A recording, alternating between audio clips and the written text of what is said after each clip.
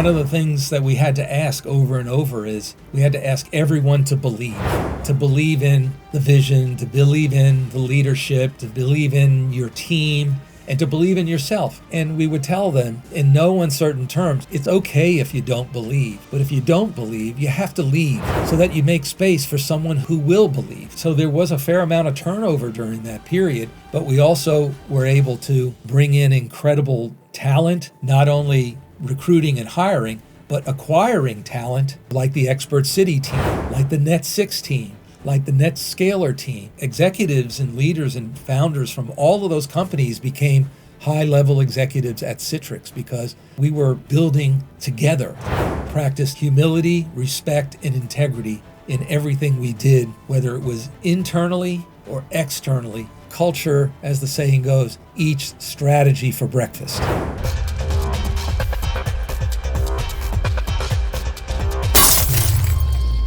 Hello, Mark Templeton. I am truly honored to have you on the show. How are you feeling today? I'm feeling great, Brad. It's a beautiful, sunny, warm day here in South Florida, and your sunny face on the other end of the camera makes it even that much better. Excellent. Well, I feel the same way, and I am coming from sunny California, so coast to coast today, live to you. And you know what? Every now and then you meet a leader who didn't just ride the wave of innovation, they helped shape it. And today's guest is one of those leaders. He took a little-known company and turned it into a global powerhouse that transformed the way we work, long before remote work was a buzzword. And under his leadership, Citrix became synonymous with secure access, virtualization, and digital freedom, empowering millions of people to work from anywhere on any device. But what made him stand out wasn't just the tech, it was the way he led with his heart, with vision, and with a deep belief in people.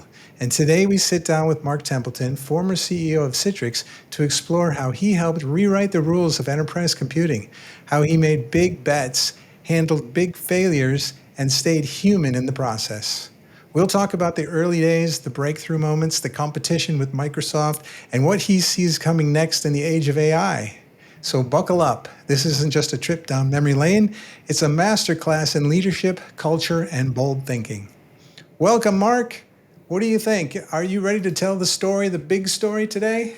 Sure, Brad. Citrix history, I think, is a great thing because it was a great company. I obviously had the privilege of leading it for 16 years and working there for over 20 years. But there are thousands and thousands of hands and hearts that went into the making of Citrix, even to today. And of course, before I got there, many hardworking, risk-taking, highly innovative people. And I know the interview you did with Brad Peterson, the other Brad Peterson, was just fantastic. It was riveting to me. And I loved every single minute of the 2 hours and 20 minutes, I think it was. That's exactly right. And that was amazing. And we took some time, as you might imagine, to prepare, to tell that whole story. He had so many photos and stories of the past, and we kind of lined them all up and worked through.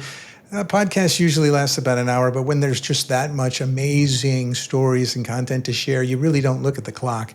And I got a lot of feedback from folks who maybe on their commute or maybe going for a run, they put their buds in and they just listen to the whole thing, not necessarily in one sitting, but over time, but to hear that story. Now, the other Brad Peterson told it from his perspective, which is significant, and people love that, but it's so cool to see that we're going to come together and show your perspective on sort of the same moments in time. It's a completely different reflection on what went down in those past days, and you've touched so many people. Those folks are going to come in and want to hear sort of every little story little nuance that you share today. So I was thinking, what we should do is we should start with the punchline. It's kind of like I did with Brad Peterson. When you go to his LinkedIn page, it pretty much says, I was a tech hero, for 25 years and now I'm retired. And you don't have to put a lot in there because you just know that that's the case. And it's similar with you on your LinkedIn page, except that you did so many different things with so many different companies. There's so much more value and reflection on all those moments. And We're going to dive deep into those over the course of today, and I thank you and appreciate you from that. But before we go way back in the time machine, why don't you share with us sort of like a summary of the world today with you? Well, the world today, starts with my family, actually. Yvonne, Citrix former First Lady, my CEO, and I have 3 grandchildren, almost 4, almost 3, and almost 2. They are amazing. That's a big part of my life these days. And then I'm still doing a lot of mentoring, whether it's, one-on-one with former Citrites, a lot of them. I tell them when they contact me, one of the rights of a Citrite is a lifetime subscription to me when it comes to help and advice and mentoring and whatever I can do, because I owe so much to so many people in my journey, especially my Citrix journey. And then, I'm privileged to sit on several boards. Maybe we can talk about them later. Public company boards and private company boards doing some exciting things, especially in the area of AI, computer vision, AI-based security, et cetera. It's just been an incredible journey, even after my time at Citrix. And the times have changed so much, especially like you mentioned AI, and we'll get into that for sure. But imagine now, your advice to young people as they're going into college, what they should pursue, what the job market might look like in the future. But let's hold off on that for just a moment. Let's go back to when you were in college, just a couple of years ago, and how your life vision and impression on the world sort of started and formed. My family is actually from North Carolina, even though I spent most of my time growing up on Long Island. I always thought of myself as a North Carolinian, so as soon as I had a chance, I went back to North Carolina. I went to North Carolina State University. I studied product design there. I was also a member of a fantastic Christian fraternity called Lambda Chi Alpha, which was very formative in my time. Set me off on a good foot after going to product design school. The first thing that it does is it helps you unlearn all the structured and in-the-box thinking that you've been taught to do in a traditional education. Where I went, the College of Design, it's based on the Bauhaus methodology. We learned that pedagogy, and it was all about design thinking. It was less about styling things and much more deeply about reframing ideas, reframing problems, statements, etc., and really putting your imagination to work. And it really appealed to me because I think I've always been a dreamer. I've always thought about kind of what's next. I've always thought about connecting the dots. Steve Jobs famously said, you can only connect the dots looking backwards. Going forward, you have to have this faith, this, I think, mind of a student, almost like a childlike mind, this optimism, and be a dreamer. And I was all of those things. And my time at North Carolina State College of Design really reinforced all of that in a way that I couldn't have probably done anywhere else. But unfortunately, when I graduated near the top of my class, small class, but top of the class, and I realized that I wasn't going to be a very good product designer in practice. And so I took a job as a draftsman, not digital, it was all by hand with a T-square and lead pencils, etc., doing mechanical drawing. I did that for a year and a half until I went to graduate business school at the University of Virginia. The way I like to say it is I got my agriculture at NC State and I got my culture at the University of Virginia, Mr. Jefferson's University. And that sent me then, after that, on my life journey. The first stop was working for Boise Cascade in their kitchen cabinet division. I was in marketing. I was a market development manager. We made kitchen cabinets and shipped them all over the United States. That's how I met Yvonne, my wife. She worked for Formica, so it was a match made in heaven. I had the cabinets and she had the countertops, so it was just perfect. It was a solution, so to speak, as we would say in software.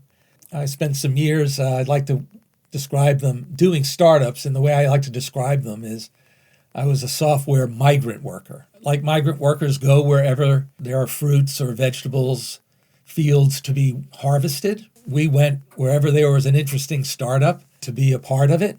I focused on marketing, through that period of time.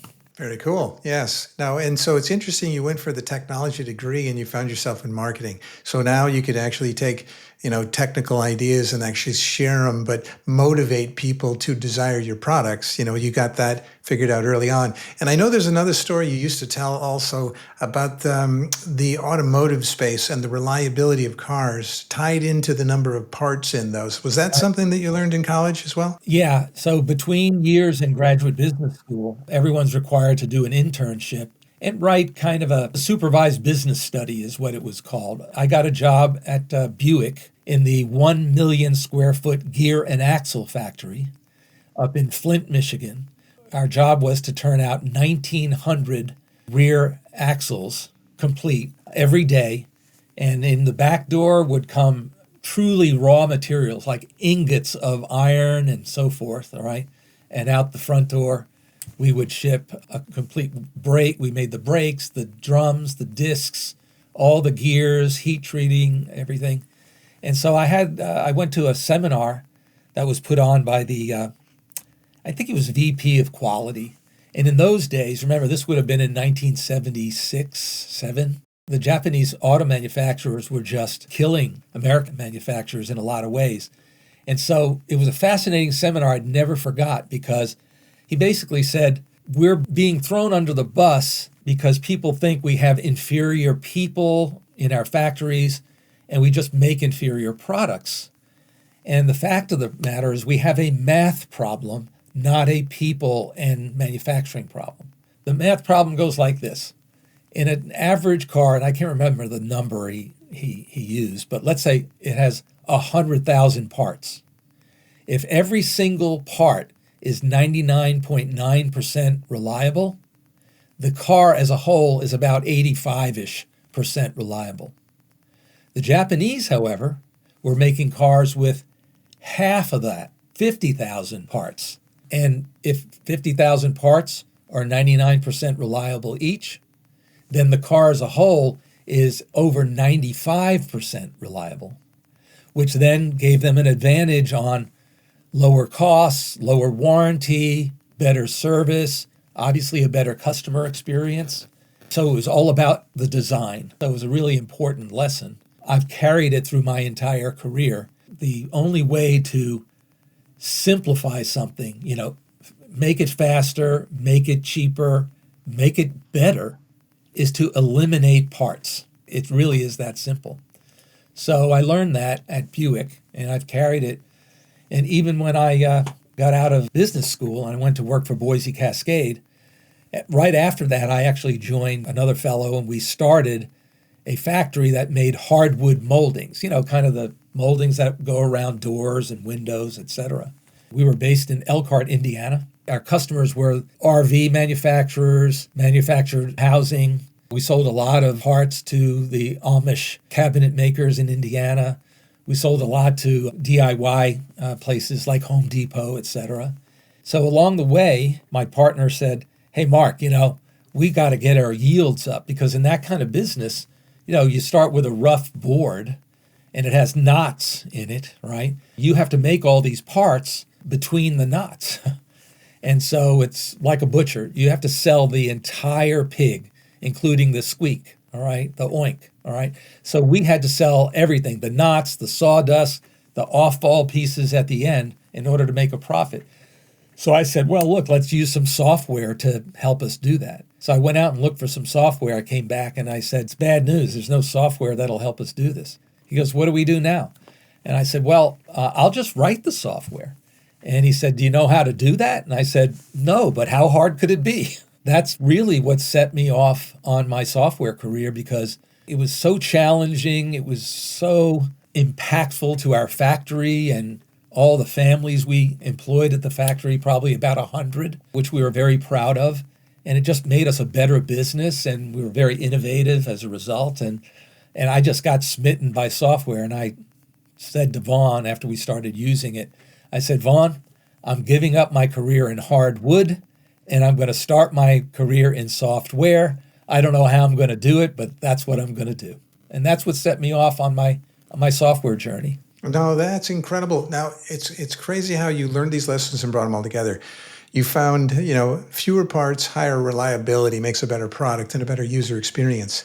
But you also learned along the way how important culture was. And I know throughout your career, when customers might have been challenged by a particular product offering or release, the fact that the culture was well established could, sustain retaining those customers through those bumps and so forth along the way.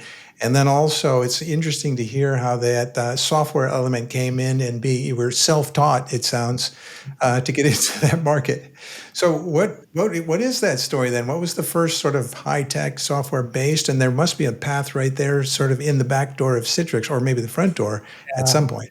Well, first of all, I was a terrible programmer, but my programming reflected my overall attitude, which is optimistic. So when you're optimistic, the thing you leave out programming is error handling. So there was no error handling because nothing was ever going to go wrong.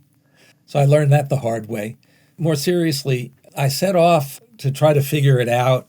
My first experience was trying to turn around a little software company in Charlottesville, Virginia, that was building business project management software. Now, remember, this is back in the mid-1980s.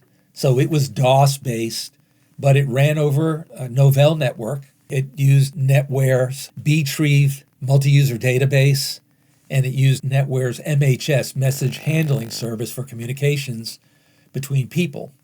And so we built this product that you could basically list all your projects, tasks, who was doing what, et cetera.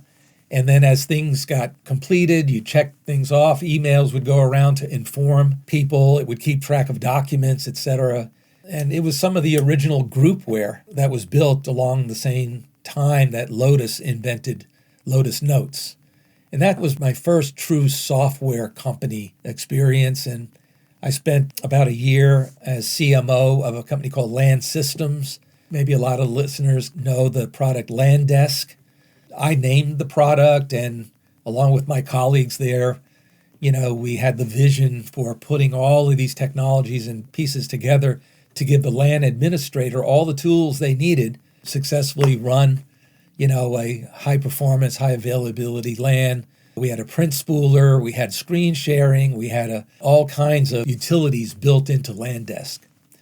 And from there, I actually worked for the founder of Land Systems, Tyrone Pike, who happened to be on the board of directors of Citrix. In 1993, Tyrone introduced me to Roger Roberts, the first CEO of Citrix. It was in the summer of 93. I went to Fort Lauderdale. Actually, it was Coral Springs back then, in the upside-down wedding cake building. Met the team. They were looking for a marketing leader. And basically, at the end of the day, Roger told me I flunked because the team wanted someone with a richer resume than I had, more scale than I had experienced, which was reasonable.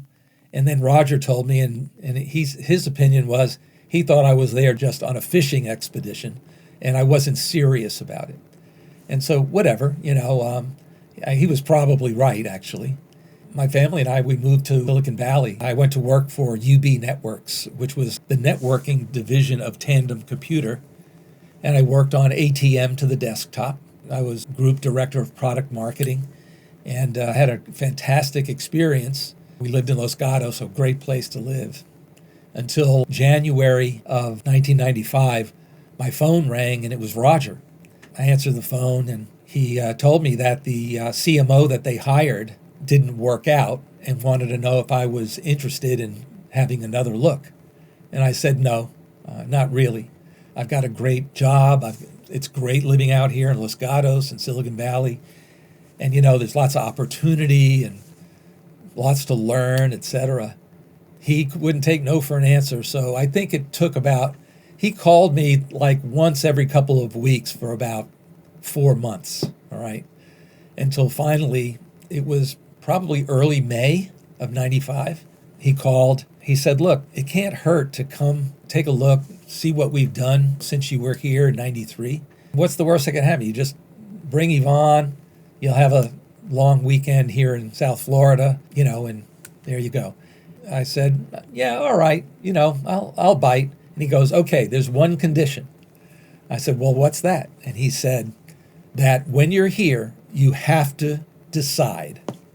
And I thought to myself, well, I've already told him no about 10 times or whatever it was, I can always tell him no again, so no problem. The kids kind of stayed with friends. Yvonne and I got on a plane and went to Florida to meet Roger again in May of 95. That was quite an experience, just the whole recruiting that weekend, because Roger does a lot of things extremely well, but recruiting is one of his superpowers. And so that is the beginning. Now, when you got down there, it's interesting that he put you under that pressure. You cannot leave here without making a decision. You thought the easy decision would be like, okay, that's easy. No. But obviously, based on history, we know something else happened. Yeah. So, he took us out to dinner to a restaurant that sat on the Intracoastal Waterway. The yachts are going by. The weather's very nice. We get to the table and he has 2 booklets in his hand. All right. He hands one to me, the thicker one. And he said, Mark, this is a board report. I want you to take a look at it, learn more about the company, and see how we actually, work with our board of directors and report out our performance, the key metrics, strategy, and kind of roadmaps and so forth. And then while you do that, I'm going to show Yvonne this. And it was a little flip chart of PowerPoint pages that were laminated. It was basically the Citrix story. He spent the time explaining Citrix to Yvonne, what the opportunity was and what the goal was, and that was to take the company public and be an important software company in the landscape. There was a real profound lesson there in and of itself, and Roger, even to this day, is one of my most important mentors. And so, he was teaching all the time. So then we were staying at the Marriott in Boca Raton. Plan was to meet on Sunday morning, about 9 o'clock or something like that.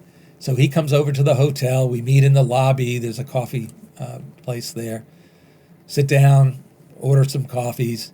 He has his yellow legal pad and his Flair pen. He was very famous. He always used a Flair type of pen.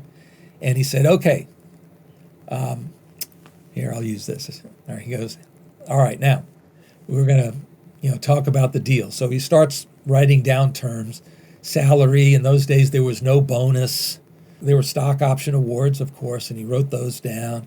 There was a relocation kind of a thing. He wrote that down. And, he might have written something down about healthcare. I can't remember.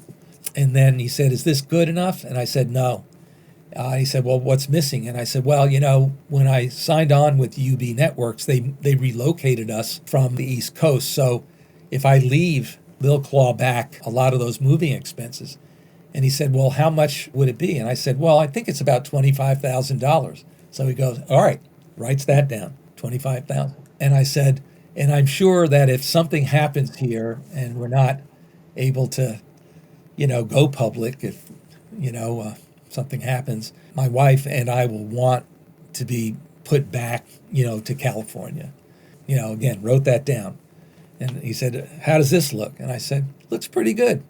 The next thing he does is he draws an X and a line, an X and a line, and an X and a line, and he signs the first line.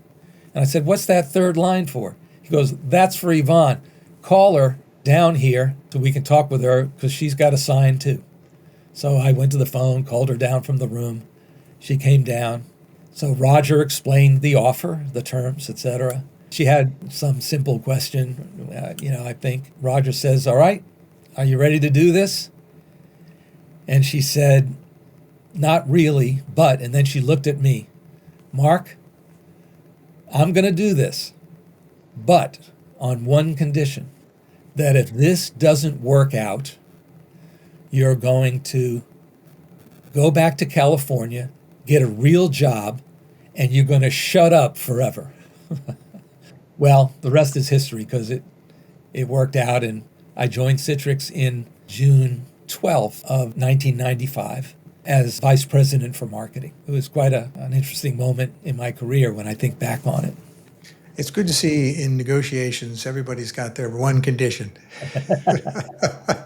Oh yeah. By the way, he used that technique over and over again. All right. It's not one that I adopted myself, but it was very effective. All right. Well, then now I got a feel for it.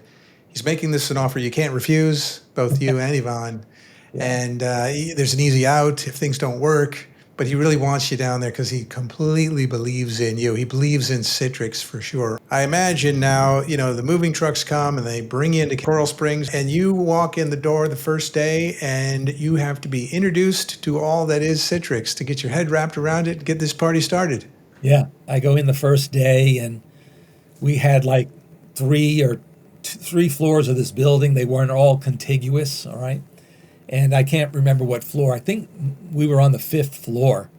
And I asked someone, well, how do I get, to the marketing, team, et cetera? And they said, well, walk down here, take a right at the ET statue, and then go past the pinball machine, and then go all the way to the end, and you'll see a trash can, and your office is the office right, next to the trash can. And I said, okay. So I go down there. And the marketing team was counting me, 7 people. I was the 52nd employee in the company. Brad was employee 7. I was number 52. I didn't know it when I joined. I was the 4th VP of marketing that the company had. There were some dead bodies on the road from when the company started in 1989 till the time that I joined in 95. But, when I joined, we were shipping a product called WinView for networks. Here, I still have my personal package here, so you can see, and the original Citrix logo and packaging is pretty cool. And by the way, there's so much stuff in this. I think this weighs about 10 pounds. Right? All three, they're all diskettes. I think. No, I think they were. Yeah, I think they're diskettes, right? And then on my first day, that we had a staff meeting, and I said, all right, so tell me what's going on. They go, I'll tell you what's going on. We have 2 weeks until PC Expo in New York, and that's where we're going to have a big press conference, and we're going to launch WinFrame. I said, what? Okay, good. I mean, that's all right. That's a way to hit the ground running. So I said, okay, let's see all of the product marketing materials, all the communications, all the Q&As, kind of just show me everything. And they said, what are you talking about? We don't have anything yet. But we have this cool graphic, it was this little guy looking through a window pane. And that was the emblem the company used at the time. And so we hustled, and we got everything together and did the press conference and showed WinFrame off. That was in June of 95 at the Javits Center in New York. We were still shipping WinView. WinFrame was in beta. The beta version of it was called South Beach. Little known fact about South Beach is, first of all, we had OEMs in those days, and they would take our product and they would add value to it and ship a product under their own name. So Attachmate was an OEM, NCD was an OEM, a little company in Australia called DataPack was an OEM, and they all did interesting things to add value and add features to South Beach, which was completely based on NT, where WinView was completely based on OS2. But the architecture was the same. So I like to call it the peanut M&M architecture, right? It had the peanut in the core. WinView was OS2. WinFrame was NT351. Then there's the wonderful milk chocolate covering, all right? That was, in the case of WinView, DOS and Win 3.1. And in the case of WinFrame, it was basically Windows 3. DOS and Windows 3.1 and its subsequent versions of Windows, right? And then it had the candy coating covering, which with WinView is kind of a remote control early version of ICA protocol. And in the case of, obviously, WinFrame, that's when we introduced the ICA protocol. And that's what I landed on when I joined the company. And you must have come in and put your own flair on everything, your beautiful sketches and your representing ideas and flows and all this and getting that all production ready. So really the first thing, once we launched WinFrame, it wasn't shipping yet, all right? We launched it in June. We got back to the office in July, and Roger and I spent a couple of late nights designing a channel program. Our whole business model was to go to market through channel partners. The company had channels because it had done an interesting agreement with Novell that also had a remote access server. We took over the manufacturing and the shipping and the support in exchange for doing the OS2 IPX SPX drivers for Novell for NetWare. When they got an order for Novell RAS, remote access server, they would shrink wrap a package of WinView to it and ship it out.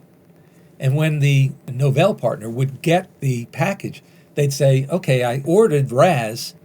What's this other thing, WinView? It's like, well, it's just like RAS, except it does Windows in addition to DOS. And they would say, well, why would I ever install RAS? And we say, good question. That's what launched WinView into the channel. That's what really got Citrix acclimated to going to market through the channels. But then WinFrame was based on NT. So we had to design a program that was designed for Microsoft channels. And we did that in a couple of long days and evenings working together. And the rest, is history in terms of recruiting partners, training them, expanding internationally, et cetera. And we always respected our partners and channels because they were an extension of our company. They were our on-the-ground sales force. So we adopted them in a really holistic sense, from a culture sense, how we did business with them in every possible way. And that's why those relationships have lasted so long. The next big thing was our IPO. So the partners really allowed you guys to amplify the business significantly. So there's a big growth and confidence coming, I would imagine, after that. Absolutely. And when they got a glimpse of South Beach and then WinFrame, the release product, in August, we were off to the races. We just knew, this was going to work like a machine. And it did, because, our job was to innovate. Our job was to package the product right. Our job was to generate demand. And the channel partners were there to do the fulfillment, do the architecture, the design, put the software together with the other hardware components, servers and digiboards and modems and terminals and, kind of all the other parts to make a full system. It worked extremely well, and we were then very confident that we could go public. I should tell you the story that, I was the one executive on the team that was cynical about going public, actually. Is that right? Now, this is back in 1995. Do you in the Mark Templeton Citrix Museum still have any of the original WinFrame product? Oh, man. Well, yes, I do. My favorite one is right here. We can tell the story a little bit later, but if you look closely, this is WinFrame beta for WinFrame 2.0, which never made it to market, all right? But let's hold that, because that story comes a little bit later. Aha, that's right. That is a significant twist that's going to be coming up soon. Now, and this is all in the 1995, 1996, 97 world that you're going to go into next. Now, it's amazing you joined in June of 95, and yet by the end of the year, the IPO is coming. December 8th, 1995. We're going public. The process is fascinating overall. I was head of marketing, so I didn't really have a role in, the road show and all. But I did have a role in the communications and producing the S1. We were a one-of-a-kind type company, and we needed a graphic to put in our S1. In those days, they were printed. Today, you don't print S1s for the most part. It was printed, and it was a big decision because we were going to print our S1, and we were going to have a 4-color gatefold. It was going to fold out to 11 by 17. The idea was to put the entire Citrix strategy and value proposition on a single page. I worked with various people in the company, in the marketing team. I worked with the bankers because they were really sharp people. So we kind of got to a good place. One day I asked Gerard Gatt, who is our director of product management, to go out to lunch to an Arby's. I think it was August or something like that. We went to Arby's and we're talking about nothing but getting this graphic done because it was so important to the S1. At Arby's, even today, I think you get a plastic tray, there's a liner on it. I said, hey, Gerard. And I took a page out of Roger's book. I flipped it over and I went, hey, Gerard, we're going to draw the picture here, okay? So we sketched this picture out that we had been, messing around with for a few weeks. And we sketched it on the back side of Arby's tray liner. Went back to the office, showed it to a few people, showed it to Roger, showed it to Ed, some other folks on the team, and everyone liked it. I got my Adobe Illustrator out, and I drew the graphic myself in Adobe Illustrator, and that's the graphic that went into the S1. And basically, it showed that at the center, we had a product, WinFrame, okay, that connected to networks, etc. And WinFrame was unique because it was a blend of NT technology, multi-user Windows technology we had invented, right, and ICA technology that we had invented. So it had our IP in there, all right? And then it had 5 kind of bubbles around it. One of them was the remote access bubble. So that's what we did today. And you could connect over dial-up, over ISDN, WANs, and so forth, and we illustrated that. Another bubble explained that there was this thing called Windows terminals. They would be terminals you could connect up to it to work like the WinFrame would be like a little mainframe, and you could run applications on a terminal. We also had the OEMs that did all this value add. They allowed us to run Windows on Unix machines, DOS, and anything that was not Windows, basically, Macintosh. Because the protocol was so highly efficient, because it was designed for dial-up, we could run over wireless. In those days, you could hardly do anything over wireless Wi-Fi, all right? It was in its infancy. But there were products and devices, and we could do demos doing wireless Windows that people were blown away. And then the biggie was doing Windows over the internet. So that was another bubble, which was obviously a huge deal, really the earliest vision for cloud. It had the Citrix kind of logo, Generation 2 at the top, and it had our tagline, extending the reach of Microsoft Windows, right? And it was so easy to explain with that one picture what our company was about. And then you could then talk about the TAM. You could talk about how we would kind of find customers, product market fit, kind of all the things that investors, look for in a company that's going public. We did 5 rounds of financing, total of $16 million raised. In December in 95, our trailing 12 months of revenue was $15 million. Never forget the day that we went public. We priced and opened at $12. And, I remember the chat around the water cooler, was, hey, do you think we'll ever hit $20? Wouldn't that be unbelievable? On the first day, we opened at 12 and we closed at 30. It was kind of a Netscape moment because they had gone public just several months before we did. And we actually had a whole bunch of the same bankers taking us public that took Netscape public. But on the day we went public, we decided that the marketing team should do something as a remembrance. And remember, in those days, the marketing budget was not much. So we bought some cheap champagne, all right? We made these stickers. I think we probably went public with 70 to 75 employees. It was an amazing day and evening of celebrating and a lot of pride, especially all the people that had been there since 1989, like Brad, like Ed, like Mike Discavige, like so many others that really, made Citrix what it is in every single way, including Roger, and especially Roger. Oh, yeah. So, when you go public, the bankers, they want to give you a gift. So this was the gift that we got. So here, Citrix, we're going to take over the world. And then here's the tombstone here. You see it here.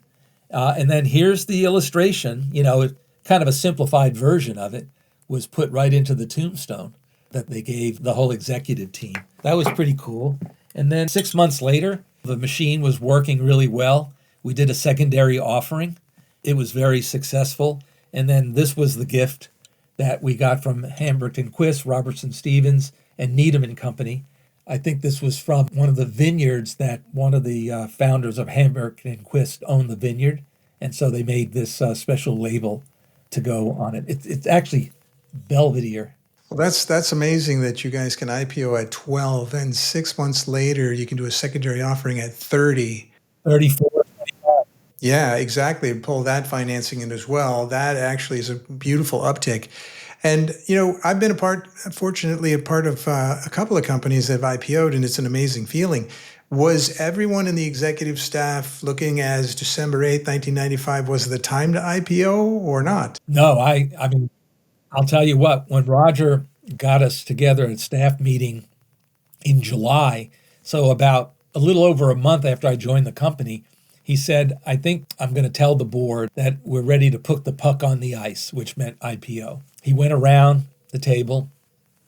Everyone was fist pumping, one by one. Ed, Bruce, Mike, Barry, Jim, our CFO, and it got to me. And I said, I don't think so. And they all looked at me and they said, why? You must be crazy.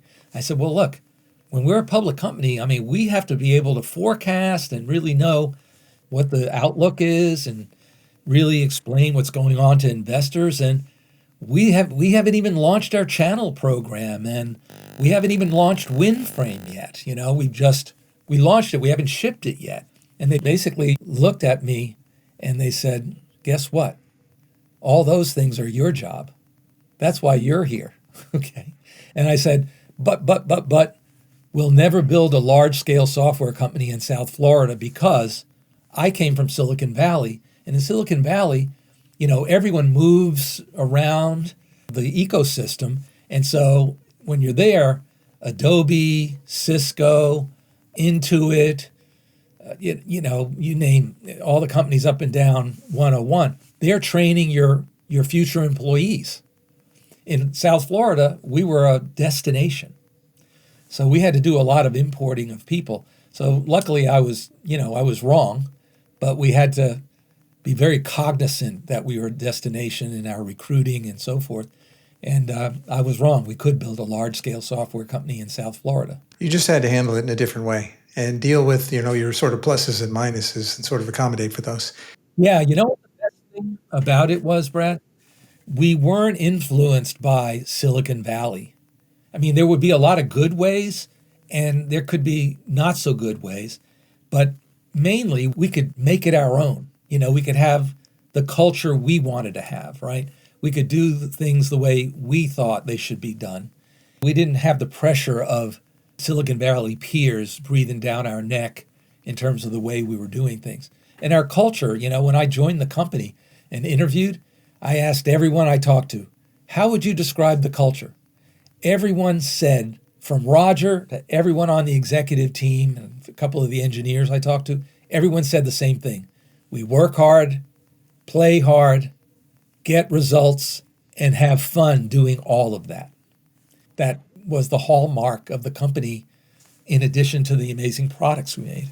Well, that was the recipe. And you guys were sort of like an island, certainly outside of Silicon Valley, and able to maintain that all along and then use your special recruiting techniques to grow the company and bring people down there. And history proves that out. Now that you've gone public and you're running marketing, you're going to be, in many ways, the voice of the company, I would imagine. So is Roger the kind of guy that likes to speak, or is it you heading up to New York to get on camera? When I first joined, like in maybe the first or second week, Roger said, man, I'm so happy you're here. And I thought he was going to say something about, making our channel program work and, our messaging and all that. And he said, let me tell you why. Because now that you're here, I don't ever have to talk to another industry analyst or journalist. He just hated it. He didn't like being on stage. Ed was great on stage and he liked to be on stage. I'm not sure I was great at being on stage, but it was part of my job. The role of a CMO is to also be CEO, a Chief Excitement Officer, to bring excitement to the market, products, the vision of the company, and the culture as well, and all of those things. And I took all of those things on felt responsible for them, and I had a lot of fun doing all of those things. So there's congratulations all around, and it's interesting to see your champagne cork never came out of the bottle. That was pretty thoughtful now, thinking back of history. Yeah. And so now it's like 1996. Now WinFrame is just in 1.6, and you got a whole future. Things are cruising along. What happens next? We started working on the NT 4.0 version of WinFrame, and that's that package I held up. That's this. We started building this. We had a license from Microsoft for both source, and we had a build license. So we could take their source code and build any product out of it that we wanted to. And that's where we added multi-win, we added ICA, and did a whole bunch of other optimizations so it could be a multi-user system. In early 97, I think it was probably February of 97, Roger and Ed and our CFO, Jim Felson, they were at a Robertson Stevens conference.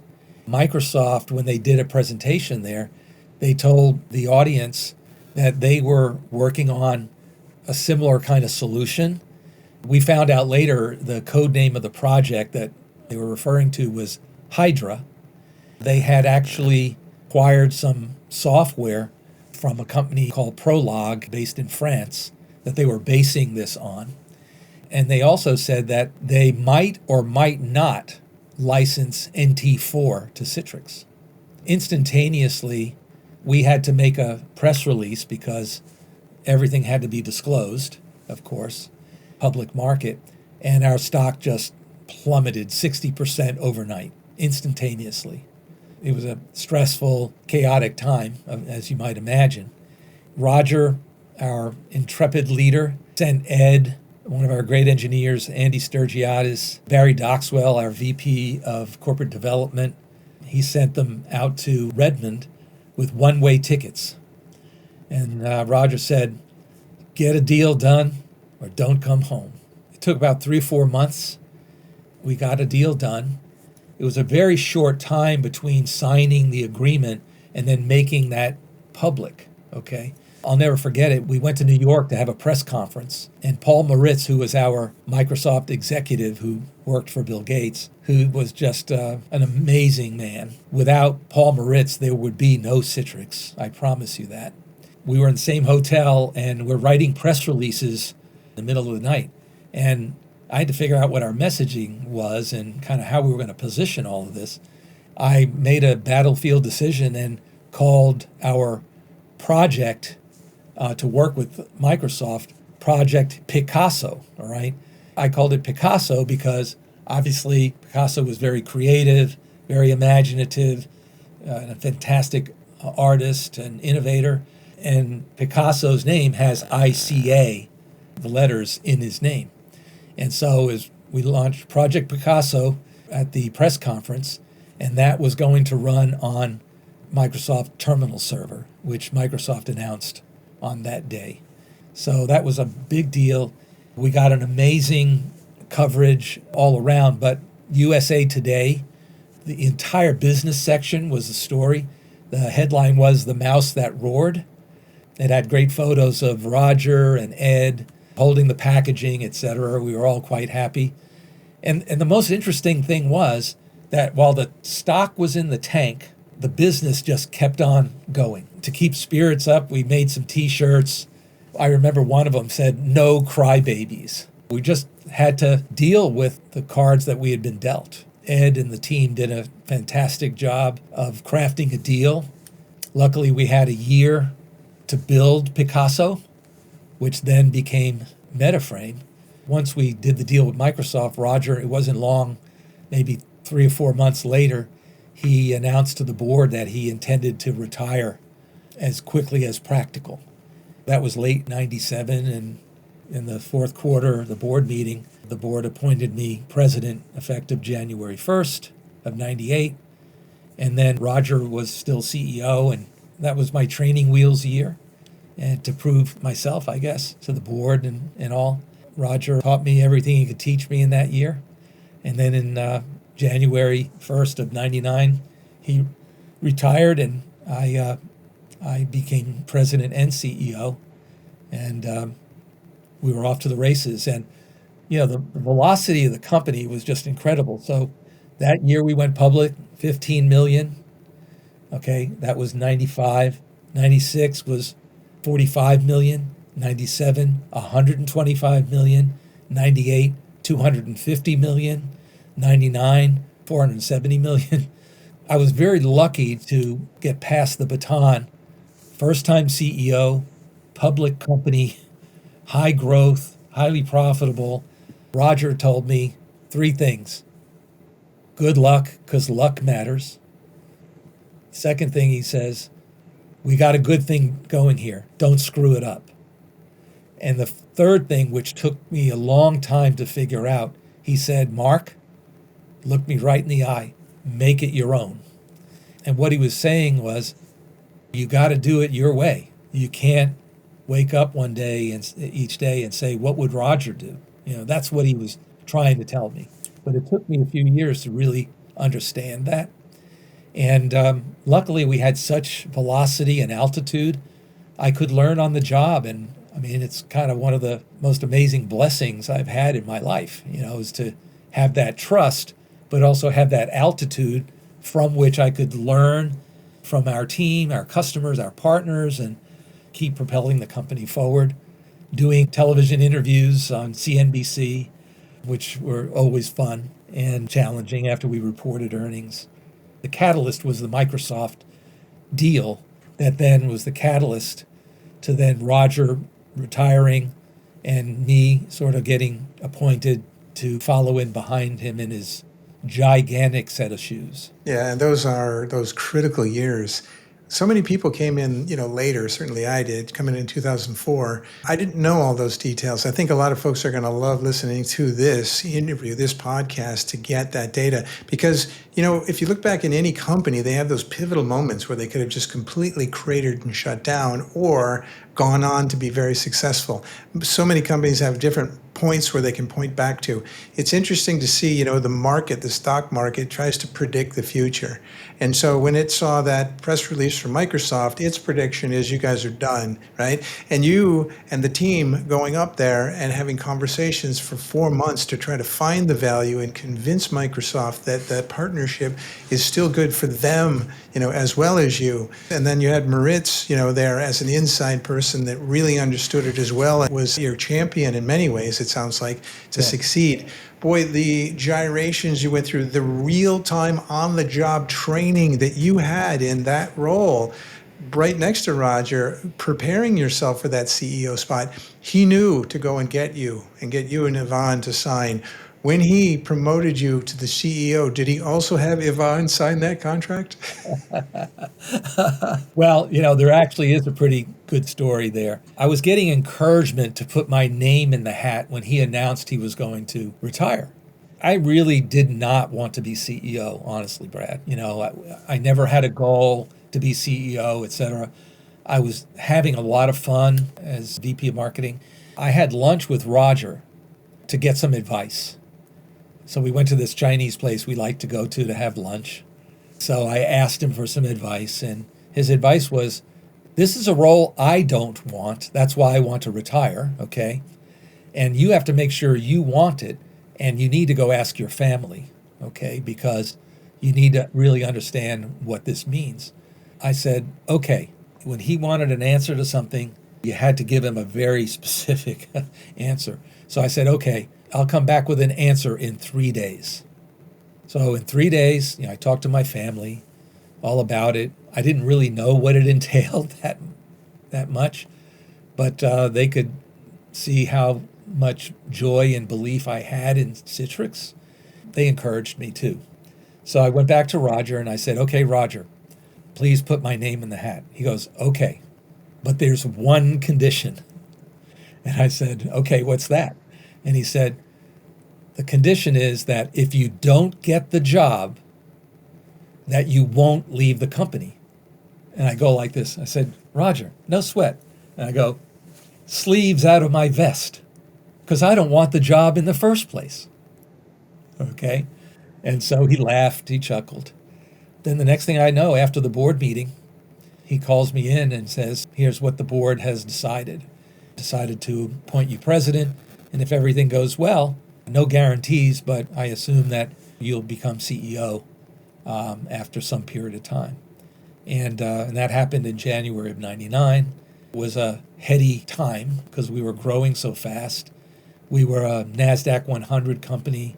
I was getting to do interesting things like go on CNBC, okay? It was always an interesting process to prepare for it because you'd go down to the southern edge of Fort Lauderdale where there was this sort of, it looked like a shack in a field with a, kind of some antennas and all over it. And it was actually the broadcast studio for CNBC where you'd go and do a live appearance. So I go there, I'm in the green room, and they have screens and you can hear the program while you're getting ready to go on. They flash up on the screen the teaser, because I'm going to be on next. It goes, and up next is Mark Templeton, Citrix CEO. Stay tuned. And they put this graphic up on the screen, and I look at it, and I just burst out laughing because everything was correct on the screen except the picture of me. They had gotten the picture of Sir John Templeton of Templeton Funds, okay, Franklin Templeton. At that point in time, I think he was 93 years old, and the photo of him that was on the screen was him at 93. And it was just a hysterical, memorable moment on one of my very first appearances on CNBC. Is he some distant relative of yours? Well, I think all Templetons in this country are. We go back to the early 1700s. Let's put it this way. Between him and me together, we are Yeah, exactly. And that's mostly him, I take it. Yeah. You could throw Warren Buffett in there too. The numbers get even more interesting. Well, that must have been funny when they cut live to you. And did they notice the difference there? That was actually one of the embarrassing moments. So they cut to me. Mark Haynes says, Mr. Templeton, welcome. Great to have you on. And I said, Mark, it's great to be here. How do you like my makeup?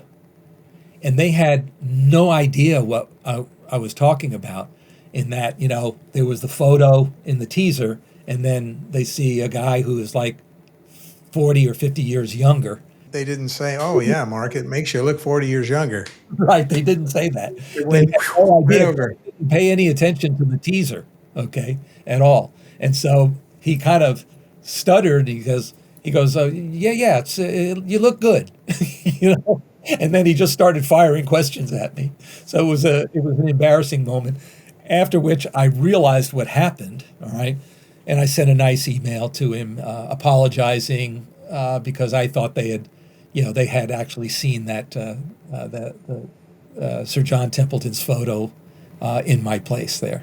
Was that the first time you did one of the major broadcast interviews? It was, and it was not the hardest one, but it was the second hardest one. Mm-hmm. Yes, I'm sure you did many since, and I would imagine in all subsequent they got the photo right. They got the photo right. In the June quarter of 2000, we significantly missed the quarter. And when you miss the quarter, your guidance, your outlook, there's hell to pay, so to speak. So we missed it by a mere 15%. So it was really bad. I made one of the biggest mistakes, and at the same time learned one of the most important lessons in my career, because at that time I was a very green first-time CEO. I had no experience working with the board. I thought subliminally that I know we have these problems on the demand side. I'm supposed to have all the answers. And so I didn't tell the board. I didn't go to the board for advice. I didn't give them a heads up. We actually had to pre-announce on June 12th of 2000, and everyone was surprised. And one of the things you never do as CEO of a public company is surprise investors, nor surprise your board, and especially you don't surprise your board. So we pre-announced the market, we tanked again. Okay.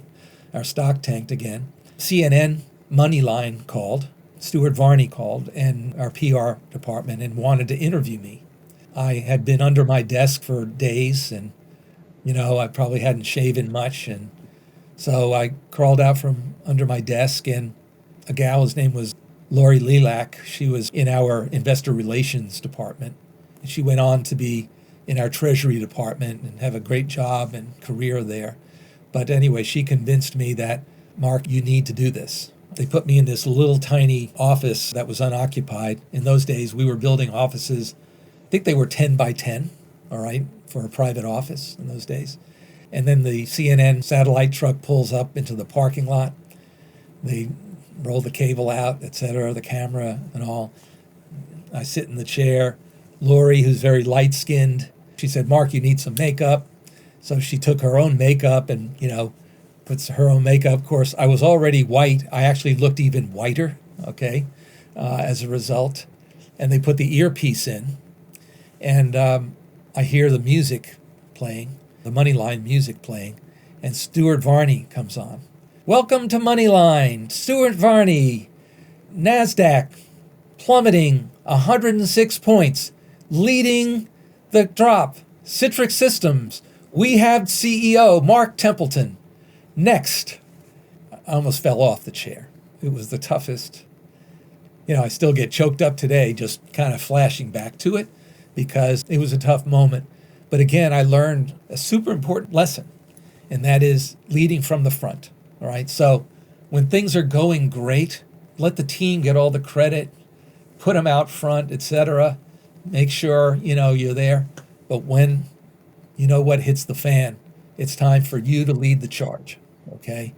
And so being out there was very important because I got to explain, Citrix and our value proposition and how we had an incredible opportunity and all the great things we were doing, and that this was just a moment in time where we had to calibrate a few things around our internal forecasting methods and some of our channel programs, et cetera. But we would have those worked out in a couple of quarters and we'd be off to the races again.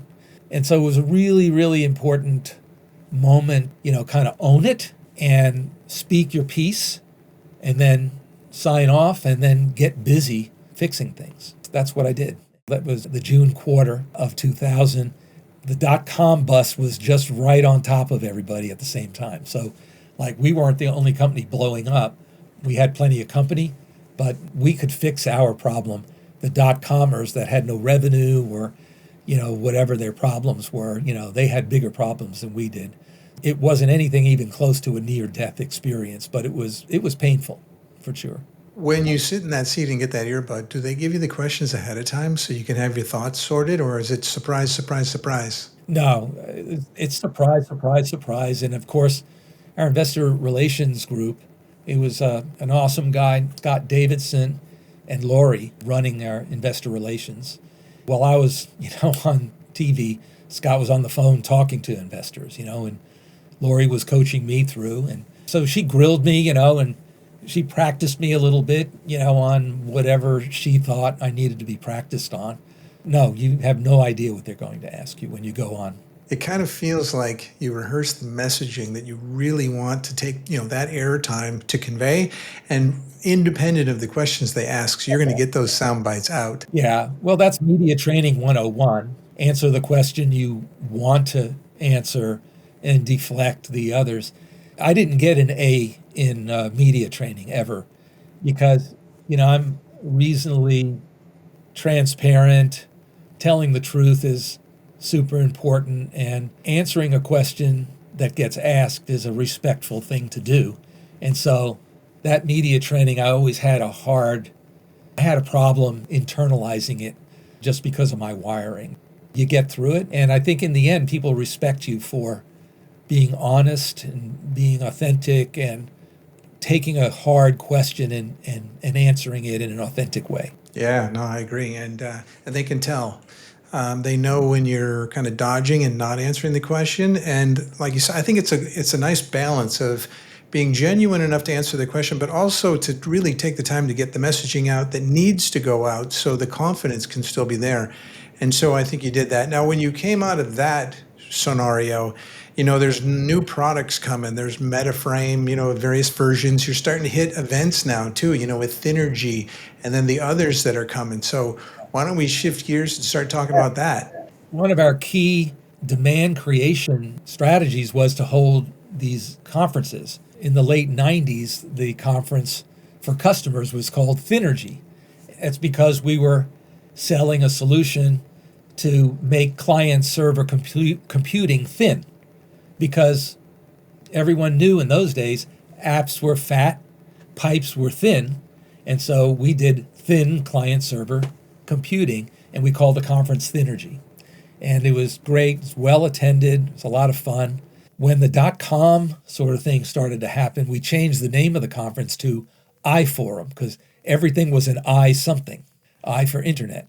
iForum became the customer conference name, and that's where we launched, for example, MetaFrame at an iForum when we introduced it. And then eventually that conference was named Synergy. And the idea behind the name Synergy was, and I think that would have been in kind of the mid-2000s, somewhere in there, 2005, 6 perhaps. We changed the name to Synergy because by then we had such an incredible ecosystem around us. All these amazing software and hardware companies that were important to the solutions that were built from MetaFrame and our other products at the time. And so we wanted to express the idea that it's synergistic. It's all these things coming together to build out all those 5 bubbles of solutions that you want to use to deliver applications and desktops anywhere, anytime, on any device. And you have some MetaFrame hieroglyphs from the museum too, I see. Yeah. Here's the first version of MetaFrame XP, okay? And then had some additional products. We had the Secure Access Manager. We had the Conferencing Manager. We also had Password Manager. We packaged it all together as the MetaFrame Access Suite, okay?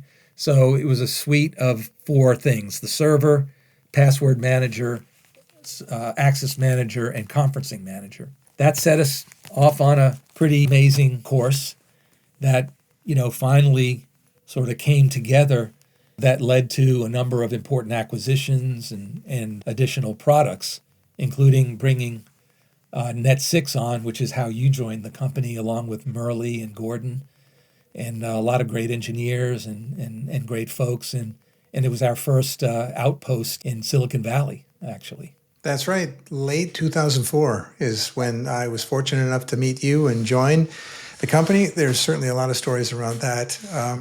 But, and then I think 6 months later, NetScaler, came in, and then there was Orbital Data. So this whole adjacent product line, is growing out beyond just the core product itself. And yeah, it was good that, Outpost was created in California. It certainly allowed me, to join. And those were amazing times. There was a ton of growth then. But, I think right before that happened, you were really focused on how to get to that $1 billion mark, because there were so few software companies that had done that. In 2002, we had our first year of decline in revenue. And the reason the revenue declined was a big chunk of the licensing revenue that we were getting from Microsoft. It expired in 2002. And we were not growing the core product fast enough to make up for that loss of licensing revenue from Microsoft.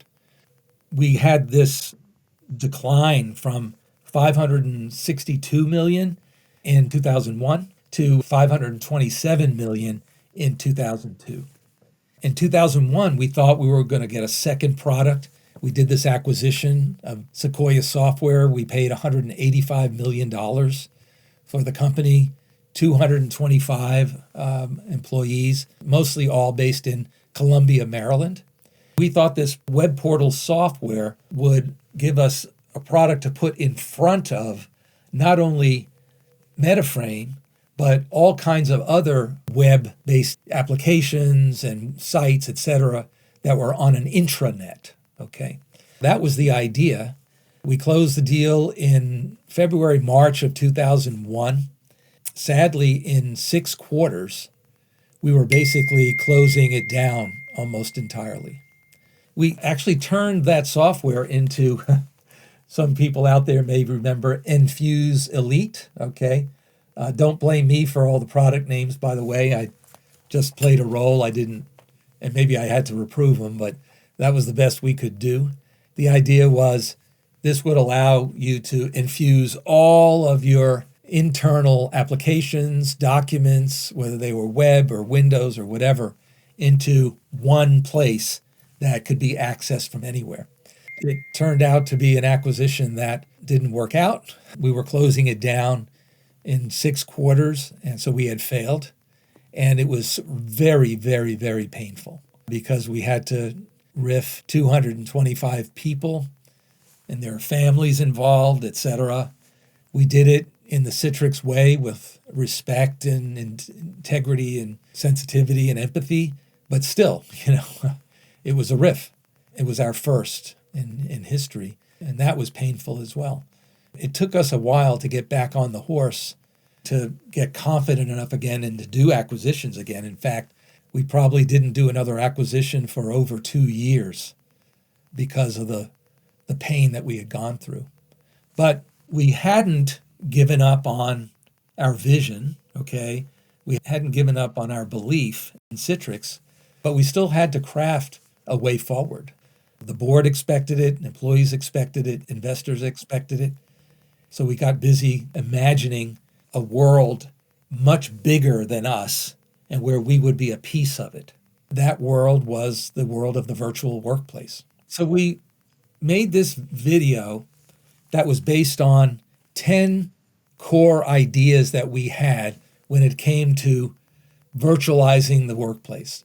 So, it's pretty logical. Remote access, was one piece of virtualizing the workplace, all right?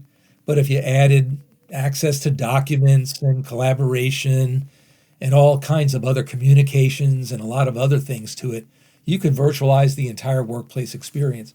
So we made this list of 10 ideas, and one of our great PR guys, his name's Joe Horine, he wrote a script for this vision video we made that was called Virtual Workplace. It wasn't about products. It was about a vision for how we could make it easier for people to work and play, and seamless to move from office to their automobile to home, from one device, a big screen, a small screen, a full television screen, introducing video conferencing, all kinds of security methodologies in it, voice to text, text to voice, kind of all of these things, some of which we're still, waiting for. And it was an important moment because it allowed us to say, all right, we have the ideas. Now we have to figure out how to execute on them. And that video was released in November of 2001. And it didn't promote any products. In fact, at the end of the video, it simply had the Citrix logo. It went to black, Citrix logo, went to black, copyright 2001. That's it. All right. And it's out on YouTube if viewers want to see it. The full one is out there. It's about 7 minutes. But it was super important to have a framework of ideas that would lead us into the future and power our growth. And at the same time, we didn't exactly know what to do in a very specific way. So that took time to turn those ideas and that vision video into roadmaps, both on the product side, on the corporate development and M&A side, and of course on the go-to-market side. On the M&A side, it led to the next acquisition that we did, which was a little company in Santa Barbara called Expert City. They had 2 products, a product called GoToAssist, which was their original product, and they had a product called GoToMeeting. And later on, after we acquired the company, they would build the most amazing video conferencing collaboration product called GoToMeeting. That came a couple years later, and in the meantime, we had to really explain to the board, explain to our team, to investors, kind of what the future was about. That's when we created this amazing and ambitious goal to be a $1 billion software company. It was ambitious because at the time, there were fewer than, I think, 15 software companies that had ever exceeded $1 billion in revenue. To basically tell everyone, all right, this is what we've got to do. It was pretty ambitious. To do it, we got the team together first, talked extensively about it, and we had to make sure everyone was committed. Of course, we're a software company. We gave it a project name, all right? It was called Project X1. Obviously, the 1 was for 1 billion, and X1 was the name of the rocket plane that General Chuck Yeager broke the sound barrier with, which was an incredible, courageous, and ambitious goal for him. We used that idea thematically to pull everyone together to express our goal to break through $1 billion in revenue. While we were sort of putting all the pieces in place, and before we actually launched the project, we made a commitment to our investors. In early, let's say March, April-ish of 2003, our annual report came out. And on the cover of the annual report, I never had my picture in an annual report, but our head of marketing, Kate Hutchison, who was really steering a lot of all this, providing a lot of leadership, she said, "Mark, you have to step out there. You are our leader. People need to know who's accountable for this, and they want to hear it in your words." We put on the cover of our annual report that fewer than, I forget, 24 or whatever it was, software companies ever achieved $1 billion in revenue, and we were going to be the next $1 billion software company. We didn't give a year, but we said that was our ambition, and we were dead serious about it. Then internally, on September 8th of 2003, so let's say, 4 or 5 months later after the annual report, we did the internal launch of Project X1. We actually had General Chuck Yeager come to help us do the launch. We actually showed the whole company that the entire executive team was flying in formation. We were all committed to it, and we were asking everyone in the company to commit. We explained how it would be a bumpy ride. We explained how difficult it would be, and we explained how rewarding it would be for everyone individually in terms of career opportunity, etc., and how amazing it would be for our investors who were trusting us every day to run their company. I'll never forget the one thing that everyone was cynical about was we showed 2003 in a bar chart, and it said, okay, here's our services revenue, here's what we're getting from MetaFrame, and here's what we're getting from those password manager, conferencing manager, secure access manager. It was this little sliver, all right? And then we projected to 2006 because the goal was to break $1 billion in 2006. And so we had another bar chart that showed how services would grow, how MetaFrame would grow, how those little skinny products would grow. That would only get us to 800 million. And there was still 200 million. We had no idea where the revenue was going to come from.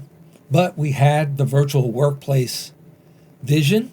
We knew we could either build or buy products that could fill in that 200 million, and we were in a hurry to do so. And so created a sense of urgency. It challenged us to get really competent with M&A. It challenged us to develop middle management and everyone in the company. So it had a huge impact on our HR team, and they really stepped up big. We had to really step up big in our professional services area, moving it to almost 10% of revenue from about 3 to 4%. that team really stepped up. So we really broke it down into pieces. And in 2006, I'm happy to say that we achieved the goal. Actually, we exceeded the goal.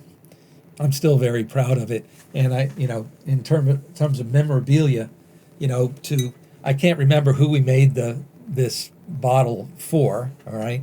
But you can see it says Citrix there, and it's like we did it in 2006, 1.134 billion. And that 1.134 billion, if you looked at the contribution made by the Expert City acquisition and the Net6 acquisition and the NetScaler acquisition, it was less than 100 million of that 1.134 billion. So we actually did it organically, which far exceeded everyone's expectations, especially mine.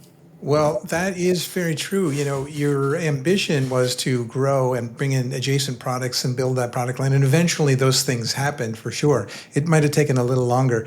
But the notion of manifesting your future was right there. You said it's going to be $1 billion and we're going to hit it one way or another. And I imagine that rippled right down, all the way down, not only through the sales force, through the employees, through the partners. Everybody was striving. And boy, when you hit that, I bet everybody felt as great about it as you did. And the number 1134, that actually equals 9 for the numerologists out there. This is a super happy, lovely number. So that's probably not an accident either. Well, Brad, I hate to burst your bubble, but not everyone believed.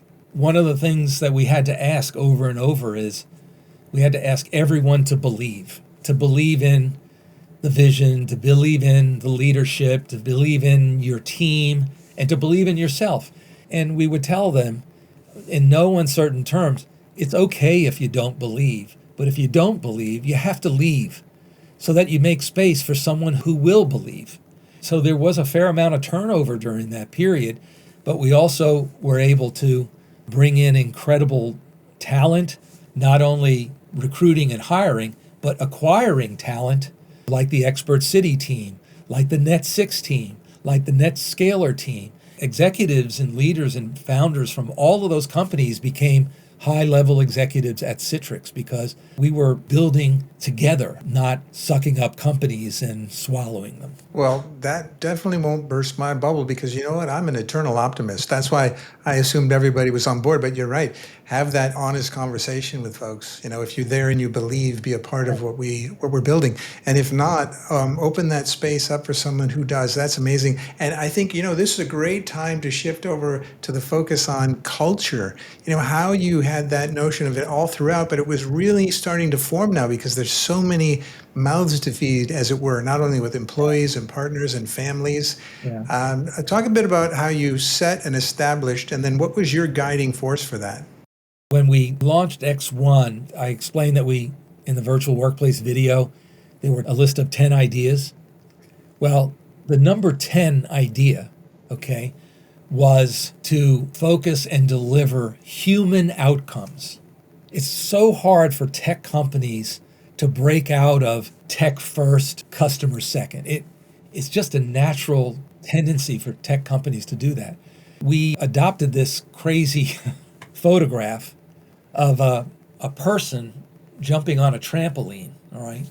I chose the photo. We stumbled on it by accident, by the way, because it was the photo that expressed what feeling we wanted our customers to have with our brand, with our products, and how we wanted them to experience it. And so basically the photo is this person jumping on a trampoline in a hazy day, gray sky, kind of a shabby concrete pad and grass around it. But the person is right here, the trampoline's here, the person's up here. And that is the moment of weightlessness in a trampoline jump. When you're a kid and you're jumping, you jump and you're floating, you're weightless, all right? That photograph so explained what we were trying to do, all right? And that is deliver that weightlessness, that feeling of delight to our customers, but to do it in a very authentic way. So the person has a hoodie on, it's an ugly day. It's not a photo that the marketing team loved, but it's a photo that I loved because it told a very important story about the kind of feeling we wanted our customers to have. And then part of doing that was not only through our products, but through our culture. I take zero credit for the Citrix culture. I hear from people all the time that spent whatever years, either a few or many years at Citrix, and they've moved on to other things. And they tell me, I always think of myself as a Citrite first, because the culture was that strong and that good. I was hired in the image of the culture, because that's what you do with a culture, is you take care of it by hiring people in its image, all right? Roger and the team put that culture in place. Work hard, play hard, get results, and have fun doing all of it, okay? So my job was to nurture it. My job was to scale it.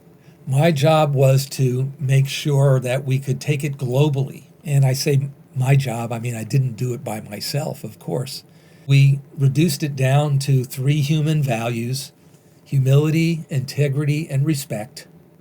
We had a clear definition for what those things meant, and we would teach them, and we would ask everyone to not only walk the walk, but talk the walk. Talk about the culture. Talk about how you love it, all right? Because people talk about things that are important to them. And then make sure you're hiring, because you're going to be on a hiring team at some point. Make sure you're hiring in its image, people with those values, all right? And that's how you keep a culture, and that's how you propagate a culture. As we progressed as a company and got larger, we had competition. In the earlier days and years of the company, we didn't have competition. So the first law of competition is differentiation. And you have to use every dimension that you have to differentiate, especially in enterprise software. We decided that we would export our culture as one of our ways to differentiate vis-a-vis our competitors. Our partners, we talked our culture to them, and they adopted our culture very much in the same way, and they were very proud of it. And then the way we did contracts, the way we did selling, the way we did support, etc. We really practiced humility, respect, and integrity in everything we did, whether it was internally in how we worked with each other, or externally in how we worked with our channel partners, industry partners, and customers. Culture, as the saying goes, eats strategy for breakfast, okay?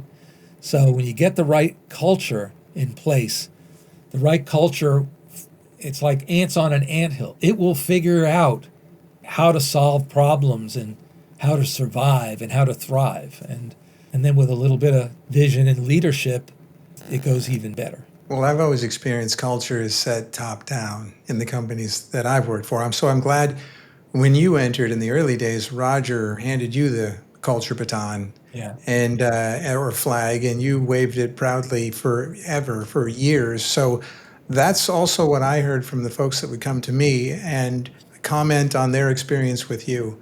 Was they felt that, those 3 words that you mentioned earlier, and then that culture emanating. There's so many Citrix alumni around the world that absolutely know and love the years they had and the experiences they had there, for sure. Yeah. So the culture is key. Now, you can't do it without a great product, great people, and so on and so on, but the culture, if you're doing it without that culture and that feeling, then it feels kind of cold. And so that's wonderful. We were so fortunate, so many of us, to experience it at that time and to have the full package. And this is now, what year are we in now? We're moving on 2005 and 6 and so on, and things are picking up, growing. You're doing acquisitions out there. And, there's one of my favorite moments where this phrase, one trick pony, came up.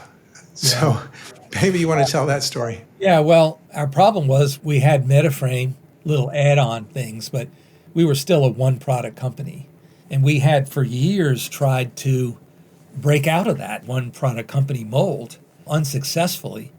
So by the time we could see that we were going to break $1 billion in 2006, we could see we were going to do that. We had been called a one-trick pony by, investors, by industry players, analysts, journalists, etc. So when it was clear we were going to do that, it was Summit, our partner and employee kickoff event. I got surprised on stage by John Burris, who presented me with the one-trick pony, a big, beautiful stuffed pony that everyone could see in the audience, of course. It was an amazing moment to feel like, okay, we knew we were going to break $1 billion by that time. That would have been 2006, the one-trick pony year. In that year, we were going to break $1 billion. We had a product line. We had all the app and virtualization, desktop virtualization products. We had Password Manager. We had SSL VPN product from Net6. We had NetScaler to actually deliver web apps securely and high performance, et cetera. So we were going, and we had GoToMeeting was actually getting out there, GoToMyPC, GoToAssist. So we had a whole SaaS product line at that time as well. Frankly, it was even before it was called SaaS, but we knew that business model was going to be a business model that every enterprise software company was going to need to have experience with. And so acquiring Expert City, we acquired all the team that knew that business model, and they taught us the business model, which then led us to doing more, others after that. Yeah, and it's interesting, during those acquisitions, we are no longer a one-trick pony. The product offerings are expanding. I remember when I came in with Net6, and the first time I got in front of the whole employee base, it must have been Summit, I guess, because there was the employees and all the partners out there. You gave Murley and me, a chunk of time on stage, remember? Murley goes out there and does his pitch, and then I go out and do this crazy demo of SSL VPN they hadn't seen before. And I said, if you like this demo, then reach down under your chair and pull out this magic bezel, right? The red bezel that was on front of the appliance. So we really wanted to drive home, we're not just a software company anymore. The appliances have arrived. And I know there's some folks that still have that red bezel to this day, sort of in their home archive as well. Yeah. So that was fun. And like I said, NetScaler came 6 months later, and then so many of the other products. And it took them a minute to get a foothold, but when they did, it's a breadth of offerings, solutions across that broad spectrum that the customers expected from Citrix.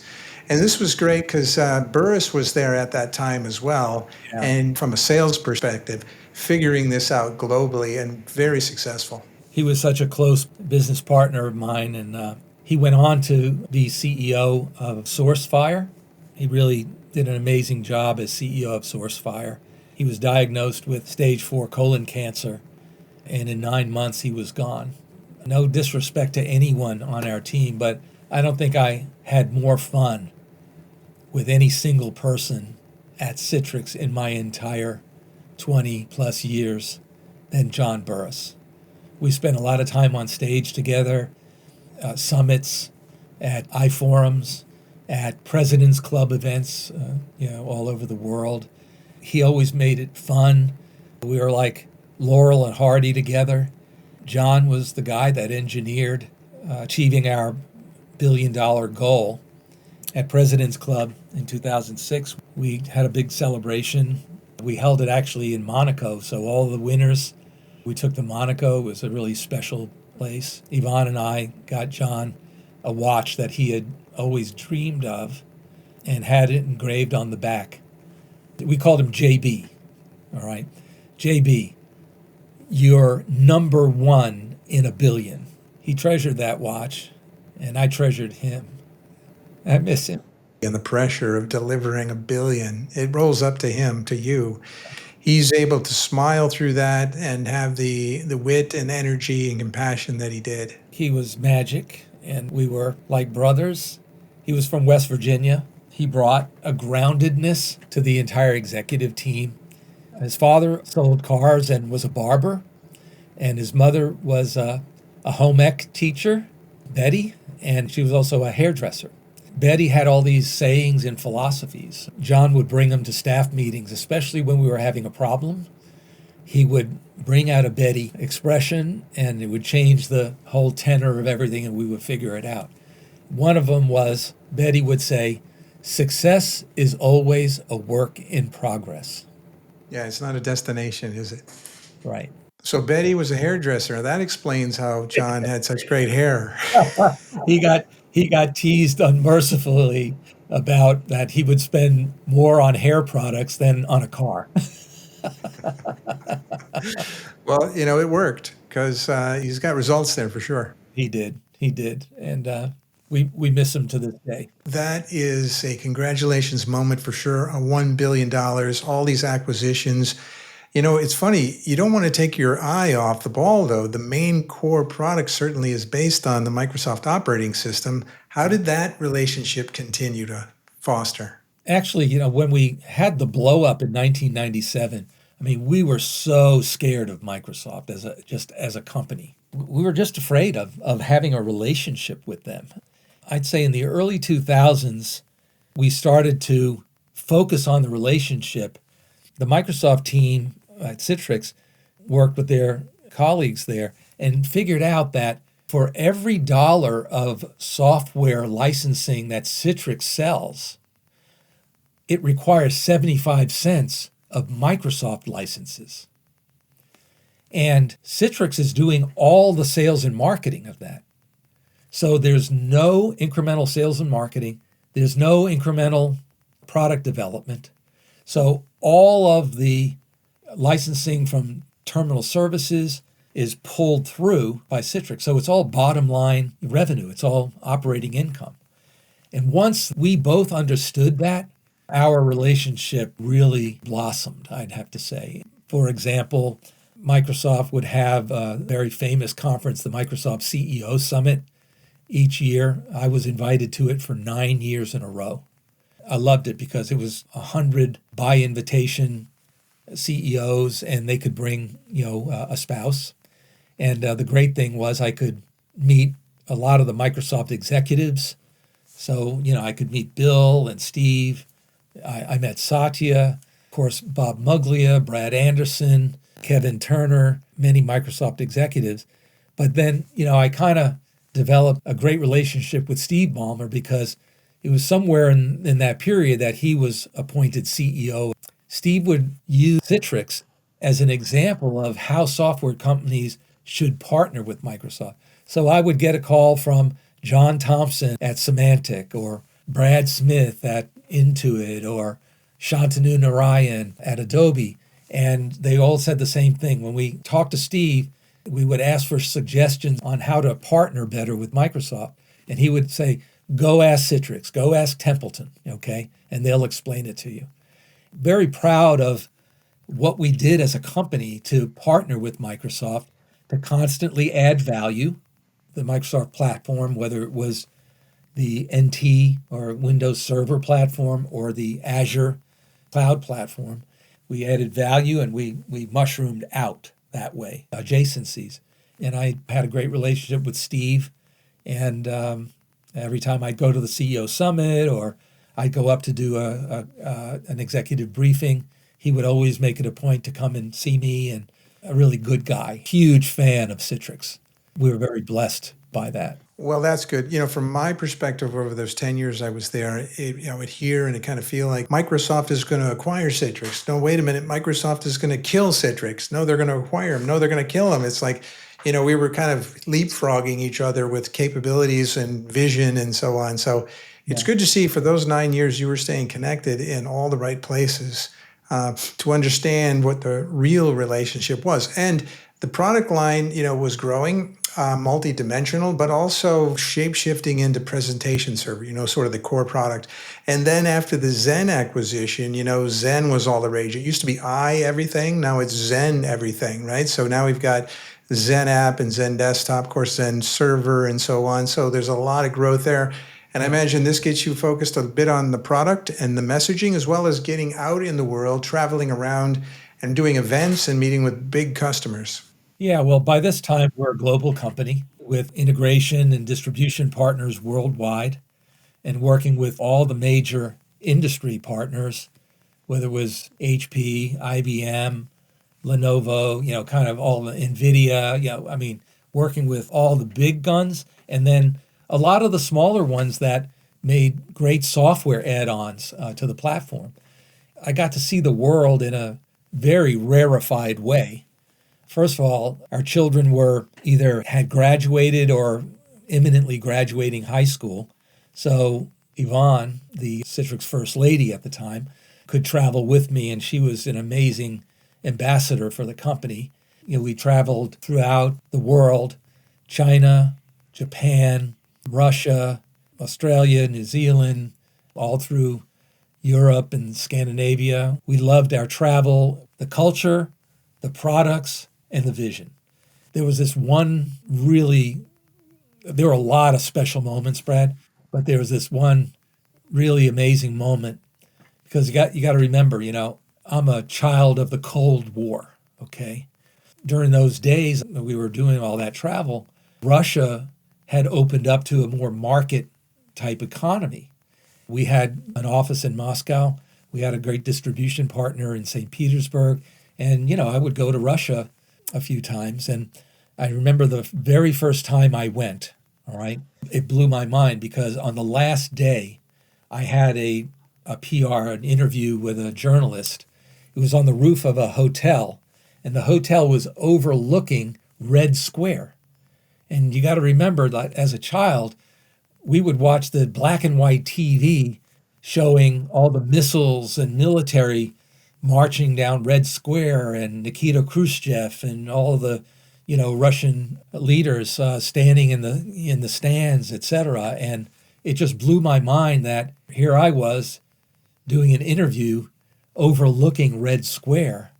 It was a surreal moment. And there were a number of those, but that was probably the most surreal moment I experienced in the travel.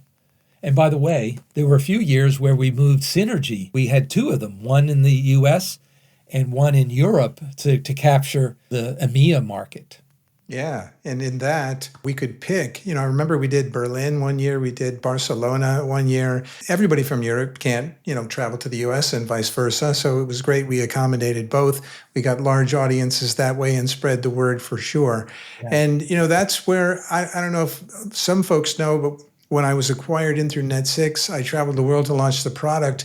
And I was offered an opportunity to either live and work out of Sydney, Australia, or Switzerland. And I chose Switzerland. The family moved there. We were working out of Schaffhausen for 2 years, working all over Europe. So there's so many great friends that I made there. And then when I came back to Santa Clara from that time, that's when I wandered into the back of, it might have been iForum or Synergy at the time. And I found kind of a crazy demo environment going on back there. And Mark, because I had built the executive briefing centers, you said, could I come in and give you a hand? And that's kind of what started that. And the notion and the process of Synergy and preparing for it was amazing. Well, you started backstage and then you stepped onto front stage too. I think everybody knows that. Synergy was a big project to plan it. Planning the keynote and everything was a lot of work and a lot of creativity, a team effort. We would come to a war room with 200 or 300 slides that the product groups, the sales groups, whoever would send in. And then we had to kind of sort through everything and create a story that was captivating to our attendees. We worked in the room. I drank a lot of Mountain Dew. I mean, one of the crazy myths is people thought that I liked Mountain Dew. Like I'd go places and they would give me a Mountain Dew just out of the clear blue. And I'd say, no, thank you. And they would say, what? I said, I don't like Mountain Dew. They said, we heard you drink it all the time. I said, I drink it preparing for keynotes because I've got to stay up for 2 or 3 days to get them done.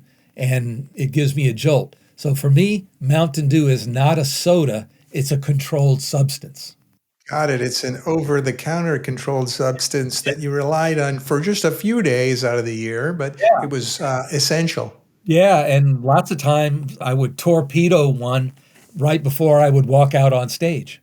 That's because you were, up till 2 the night before, and then the Synergy was like at 8 in the morning, and I think finally we moved Synergy start time till maybe 10 a.m. Give us that little extra. It didn't change anything. Instead of 2, we stayed up to 4 or 5, But it took a team to do it. Not everyone loved the process. I did, because it's part of the creative process.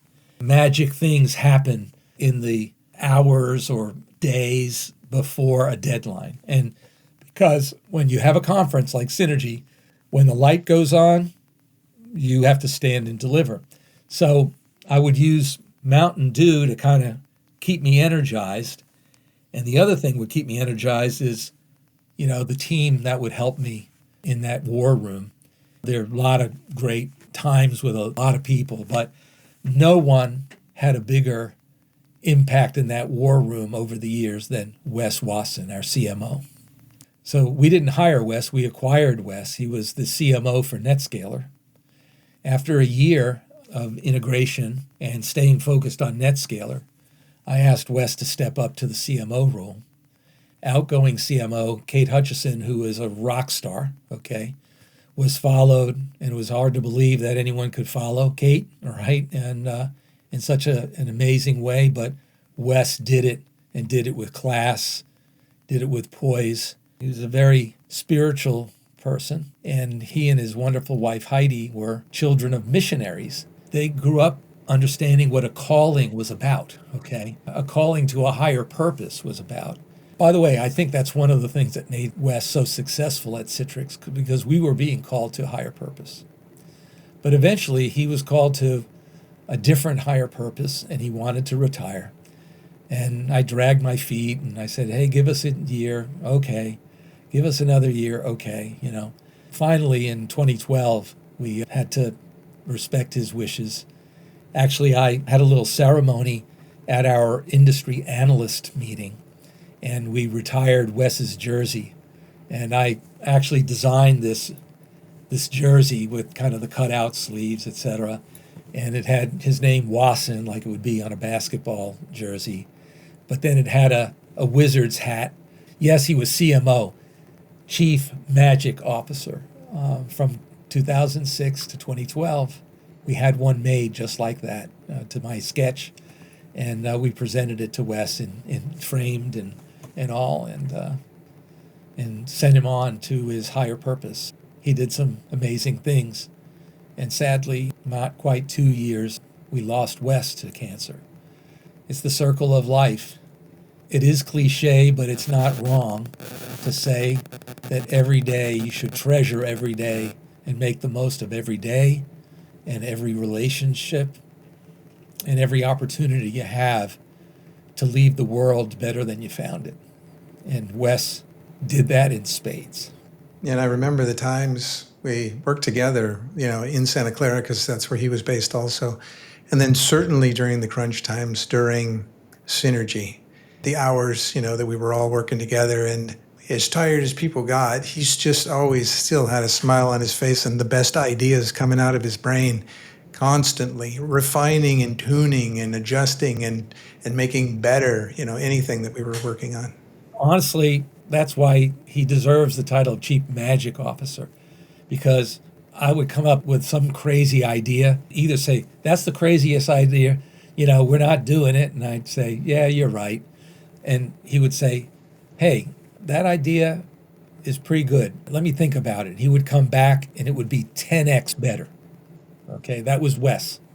Except for one time. You know what it was? I know what you're going to say, because he only has one asterisk next to his name, just one little divot, a little dent in the armor. And yeah. I know what you're going to say. Go ahead. Yeah, it was when we named Dazzle. Dazzle, yeah, let's dazzle people with Citrix Receiver. And you know what happened when the engineers wrote it? The Dazzle was in the code, all over in the code, and the INI files, just everywhere. And pretty quickly, it was changed, but you'll find it to this day in config files in code. It'll still say Dazzle in there somewhere. I bet. Yeah, it's hard to kill those things, but I won't put it on Wes. We stubbed our toe, because I helped him a lot on that. But I'll tell you another moment, another Wes moment that was just incredible and memorable. So we're preparing for Synergy Berlin, and we're up. It's way past midnight. We're right down to polishing the last things before I go to bed. And then Wes would stay up and work with the graphics team to take it, for a few more hours over the finish line. And then when they did that, they'd slide a USB stick under my door, And when I would get up, I would get that, look it all over, upload it to my brain, because that was the practice session, was the uploading it, and working on it. But what happened in Berlin, it could have been 1 o'clock, 2 o'clock in the morning. We're saving to a USB drive. We then tested it and it was corrupt. So we had to go back to a version we had on the hard drive of the laptop to a version that was hours old. And we had to remember all the enhancements we made and et cetera and do it. But Wes he never missed a beat. It was like, okay, let's do this. And we did it. It was a great event. Synergy was always a special conference and a special event for the whole company, on a global basis.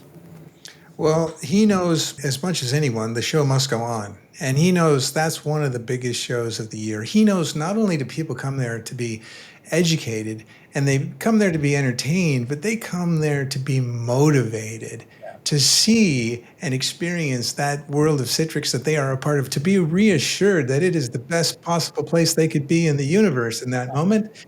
And I think that's that Synergy keynote did. And so, yeah, there was a lot of work done ahead of time. And after, you and Wes were done polishing, I had to grab you and pull you down on stage and show you a couple of crazy demos we had in mind. And there was a little work there too. Well, first of all, you and the demo team, et cetera, worked tirelessly and came up with great ideas to feature different products and different innovations that we had. And we always wanted to make it authentic and fun. So, when you practice these things, you have to have a plan. You have to, it's got to be solid. When you practice them, they lose their authenticity very easily, right? The producers would always want me to come and do a practice run. And as you know, I would go on stage to do a sound check for like 10 minutes so that they could test my microphone, et cetera.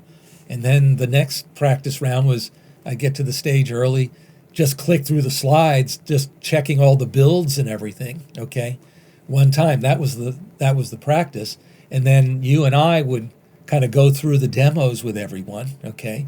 And then we were ready, set, go. One of the things about Synergy that I always wanted to be special, because I really believe this, is that to be ambitious, to really be successful in the tech industry, you have to have an opinion about the future. And you have to believe in it so fervently that you're willing to bet today so that you're delivering in the future what it is they'll need. And so at Synergy, we tried to share our beliefs about the future, about how the world would evolve, and both technologically and otherwise. We used to talk about a VUCA world and a world that would be shaped by globalization, new generations that would work in different ways and manage in different ways. We would talk about geophysical changes going on in the world beyond climate, a lot of geophysical change, and how that would impact our customers. And that was so important to put those ideas out there so that they can understand why we were doing the things we were doing. And I think it gave them something to think about. And then we always, just like our culture would dictate, we always tried to make it fun for everyone. And entertainment is the fun part. And Brad, I think you entertained a lot of people in the demos and the way you did them.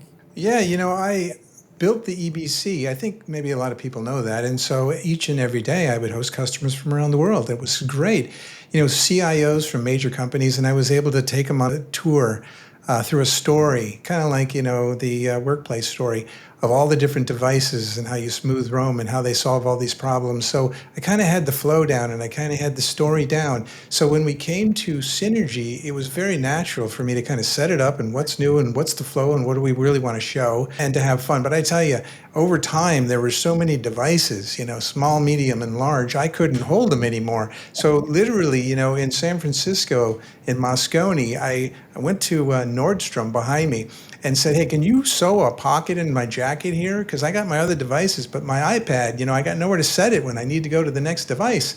The guy looks at me like I'm crazy. I think he was an Italian designer, sort of with that tape measure around his neck, but he said he could do anything. So 2 hours later, he gets it done, and I had someone go pick it up, and I put it on and walked onto stage. I don't think you even knew about it at the time. You're, maybe I'm showing my age now, but Ed Sullivan used to have this guy that would come on stage and he would pull strings of bananas out of his suit coat, just endlessly pulling these bananas out. And you were doing the same exact thing, but with mobile devices. It was like crazy. Oh, all these different devices, and they were in different pockets and so forth. And so I didn't really think anything about it. I just thought it was sort of functional and I needed it. So when I was doing this demo and I slipped it into the pocket, the audience went nuts. And I thought, what did I miss? And it's like, oh, I guess I just introduced the mobility jacket here, right? And so I know, so there it is, right? And we're introducing it to these guys. And I guess it was interesting to folks more than I had anticipated. So I pull the iPad out and we do a GoToMeeting demo, one of the first ones we ever did. And I thought, well, I should explain what I'm doing. So I said the meeting ID out loud while I was entering it in. And all of a sudden on the screen and on the big screen behind us, 2, 3, 4, 5 people are joining the meeting. And remember what you said at the time? I said, "Whoa, wait a minute! This is a live demo. You're gonna crush the network here. So everybody stand down. Put your devices away." You also said, oh no, the keynote's been hacked. Yeah, right. Yeah, right. That was my first. I think that's the first thing I said. That was the first thing you said, and we had a ball.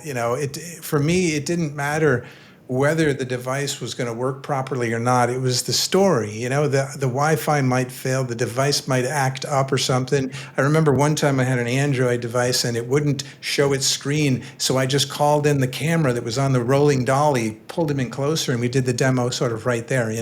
It's like, it doesn't matter. We're telling a story to folks that love the technology and love the solutions, and we're all a big part of the family. People would ask me, aren't you nervous when you go on stage? Are you kidding? I couldn't love being on stage more.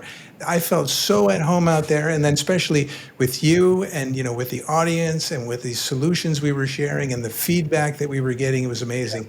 And I know afterwards, what I was always impressed is, when the pressure was done and the show was done, you would go out the last evening with one tiny little glass of white wine, I think it was, and Yvonne sometimes, and you would talk to everybody that was there. And you would remember people's names that you hadn't seen for a year, and their wives and their kids, and what part of the world you were in, and just everybody would want to come and see you, and it was just a fantastic time. So synergies were great. And what's also cool is we had tremendous guests, like the time we had Jensen with us on stage, if you remember that one. That was an important one because they were just breaking away from the gaming use case for GPU, and they were driving into the data center.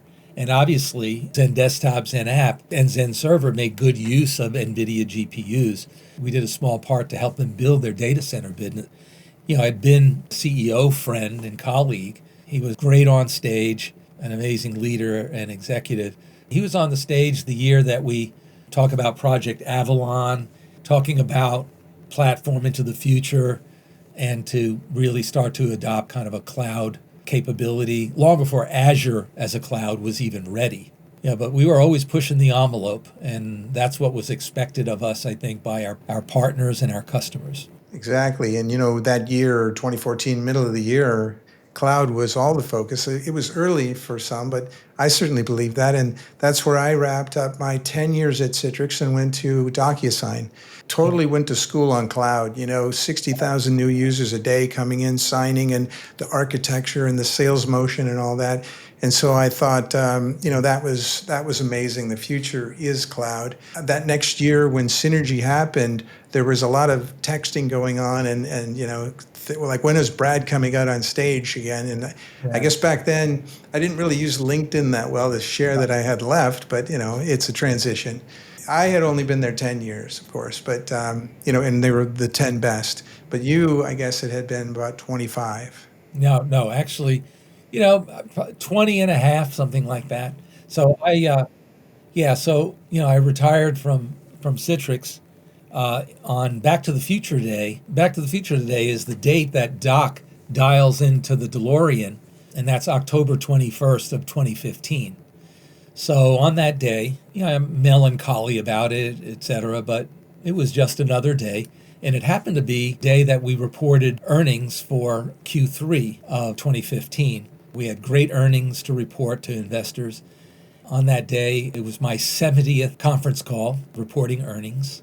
I got to report, And I also got to thank everyone for the incredible journey that I had at Citrix and pass the baton on that day. And I'll never forget it because we do the report, then we do the Q&A. It's about a 1-hour session.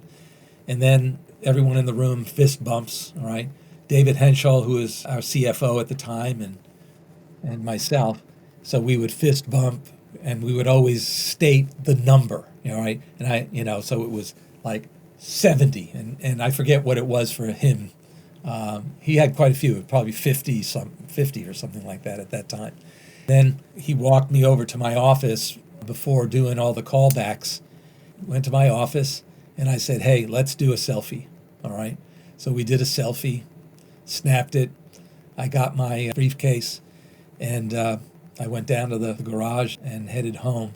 I was onto a new chapter and David was onto a new chapter and the company was onto a new chapter as well. That's right. So it was 1995 to 2015, so roughly 20 years. And it happened to be October 21st, 2015, which was the date in the DeLorean for Back to the Future. I mean, how could that be, right? And so after this time, how did it feel to be a civilian? Yeah, well, it felt okay. Of course, when I retired as CEO, president, and as a member of the board, okay? At the time, I was also serving on the board of Equifax. I was serving on the board of Keysight Technologies, which is the original HP. Keysight is probably the world's largest electronic test and measurement company. And so I had a lot of other things going on to keep me energized, et cetera. I've continued to do those things. And then when I retired, one of the great things is as a gift, people ask me, well, what did you get as a retirement gift? And I said, well, let me tell you, it's not a watch. And I'm glad it wasn't a watch, okay? The gift was to name the conference and briefing centers after me. So it was the Templeton Conference Center, the Templeton Executive Briefing Center. That made me feel great, especially poignant because customers and partners, that's where they would come to meet and learn about the future. That was probably the most special part of the inner sanctum, and to have my name on it was, very, very special to me. Okay, Mark. So I've got this next segment that I really like doing. It's about getting to know you even better than we have already, and it's a speed round. So there's questions that I've got for you. Now, I know you probably think there's probably like 10 questions, but because you've owned several Tesla, what does the volume go up to on a Tesla? I think it goes up to 11. It goes up to 11. Yeah, I mean, you shouldn't spend a lot of time up there, of course, but, it does go to 11. So that's what we've got. Yeah, exactly. All right, I'm ready. Yes, and that comes from the movie Spinal Tap, where they had their guitar amps go to 11 if you're a movie history buff. So we'll pop through these, and there's kind of a softball up front, but then you're going to see some super powerful questions, and I can't wait to hear how your heart replies. Okay. First one, hey, what's a book that deeply shaped your thinking? Probably the most lasting book is The 5 Dysfunctions of a Team. It's a book by Pat Lencioni. It's a fable about a CEO who's facing a dysfunctional team and what, in the fable case, what he or she does about it. And the lessons in it are profound, and it really explains how you build and maintain a functional team, because only functional teams win. The 5 Dysfunctions of a Team. There are a lot of books, but that's number one. There are too many to mention, but yeah, beautiful recommendation. Number 2, what's one decision at Citrix you're most proud of? Wow. I know this sounds strange, but pricing and naming PICAsso. That was such a pivotal moment in the because make it or break it. Exactly.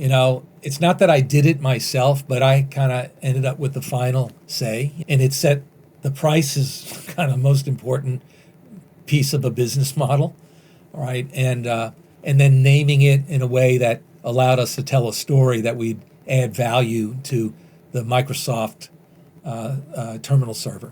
And this is in 97, where the rest of the world thought you were over and done. Yeah. And you had to negotiate your way out of that and then position it as a massive success somehow. And I'm thinking of the question in the form of a business decision, versus there are a lot of people decisions I'm very proud of. Okay. But business decision, that's it. Oh, yeah. I mean, that changed everything. Everything else was built on that. Yep. Number 3, the biggest leadership lesson you learned the hard way. Yeah, I'd say accountability and leading from the front, as I explained earlier. What actually happened, you missed the quarter, it's very embarrassing. Your name is up in lights, but they're not flashing. They're flashing red as in, or orange, like caution. And the board was not happy with me, and they actually demoted me for almost a year while I was trying to get the company back on track. And so I learned that asking for help, asking for advice, keeping your superiors, because that's what a board is to a CEO, in the loop and informed, that the lesson I learned the hard way. And that as CEO, you're not expected to have all the answers. You're expected to cause all of the problems to be solved. And that means getting advice and help and so forth.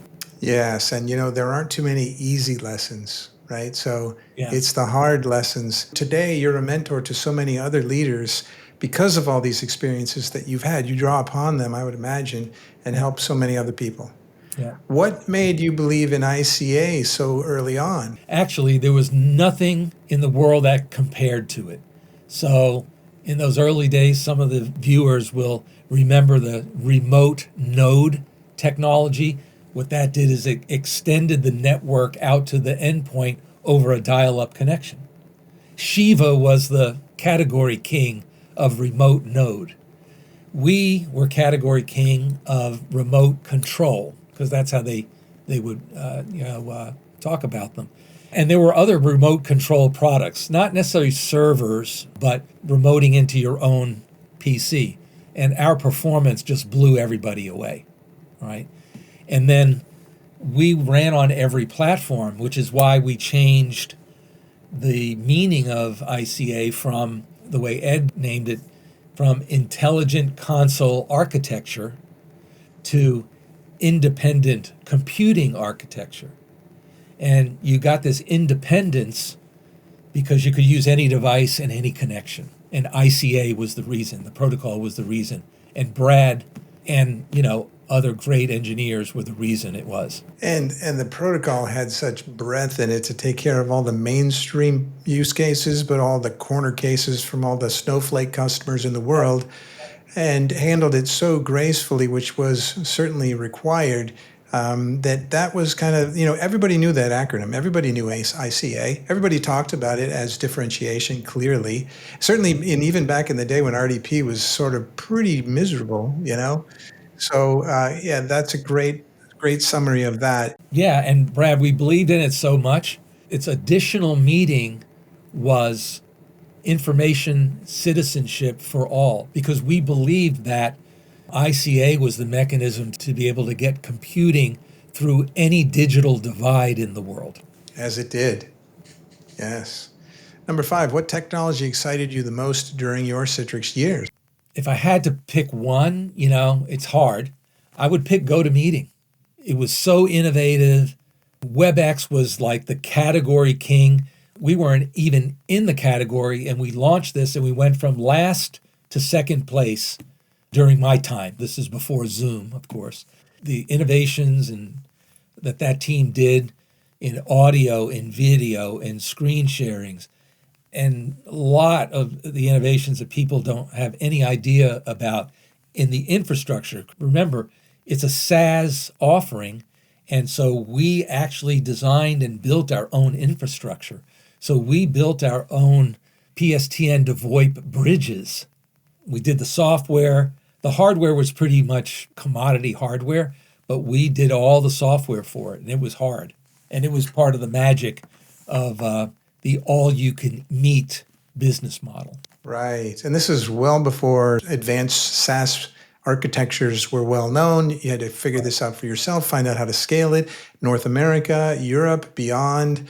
And now you got Teams and Zoom, and of course you do. That came much later. Right. But they were real pioneers in this space, and it was so useful. Imagine GoToAssist, like I'm having a problem. Can you come in and fix my machine?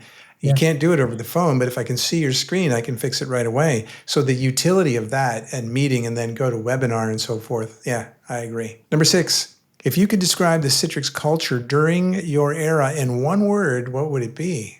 Caring. We cared. We cared about each other. We cared about customers. We cared about our partners. We cared about our families. It turns out that caring leads to service, and service leads to giving, and giving leads to great outcomes for everyone. Yeah, and it feels like the more the customer realizes that, the more they're going to come back to you and say, hey, I am having a problem and these are the issues. I want to help you fix it for me and for others, as opposed to just, severing and going and finding another product where they have no relationship with you. So it's like, what sort of relationship do you want? An empathetic, caring relationship that's long term. You can lose caring as companies scale, but we never lost that, and I'm very proud of that. Very good. Number 7, one thing you would have done differently as CEO. The one thing as Citrix CEO, I probably would have done differently is if I had it to do over again, I would have stopped our roadmap down the cloud infrastructure route because we did a number of acquisitions down that route, okay? Everything from cloud.com to Sandbolic to VM Logic to Scale Extreme, because we spent a lot of money on it, money that we could have been spending on the core virtual workplace product lines. And secondly, it was a distraction. We had to build a different go-to-market. It was adjacent technologically, okay, because you could run XenApp, XenServer, NetScaler on top of it. Just was the wrong thing to do. I'd like to have a mulligan on that one. Yeah, I guess the question is, would customers want to create a cloud infrastructure in their data center, or would they just want to move to the cloud? And frankly, today, Nutanix, has the number one on-premise cloud platform, okay? And obviously the hyperscalers are all fantastic. Cloud Stack and all those technologies I talked about, they were all great people, great products and technology. We did have customers using them, but the unit economics did not work, and we were not a logical supplier for cloud infrastructure. It would be like going into a coffee shop looking for a wool sweater and mittens because it's cold outside. It's like they don't have permission to do it. So that's what I would have done differently. Very good. And number 8, the boldest risk you took at Citrix. Yeah, it's a toss-up between two things, all right?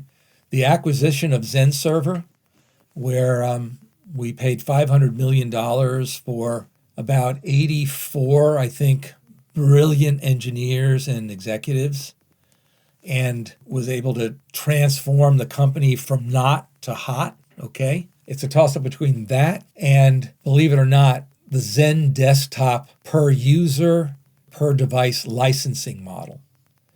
Because we had stuck with the concurrent licensing model for many, many years. Customers loved it.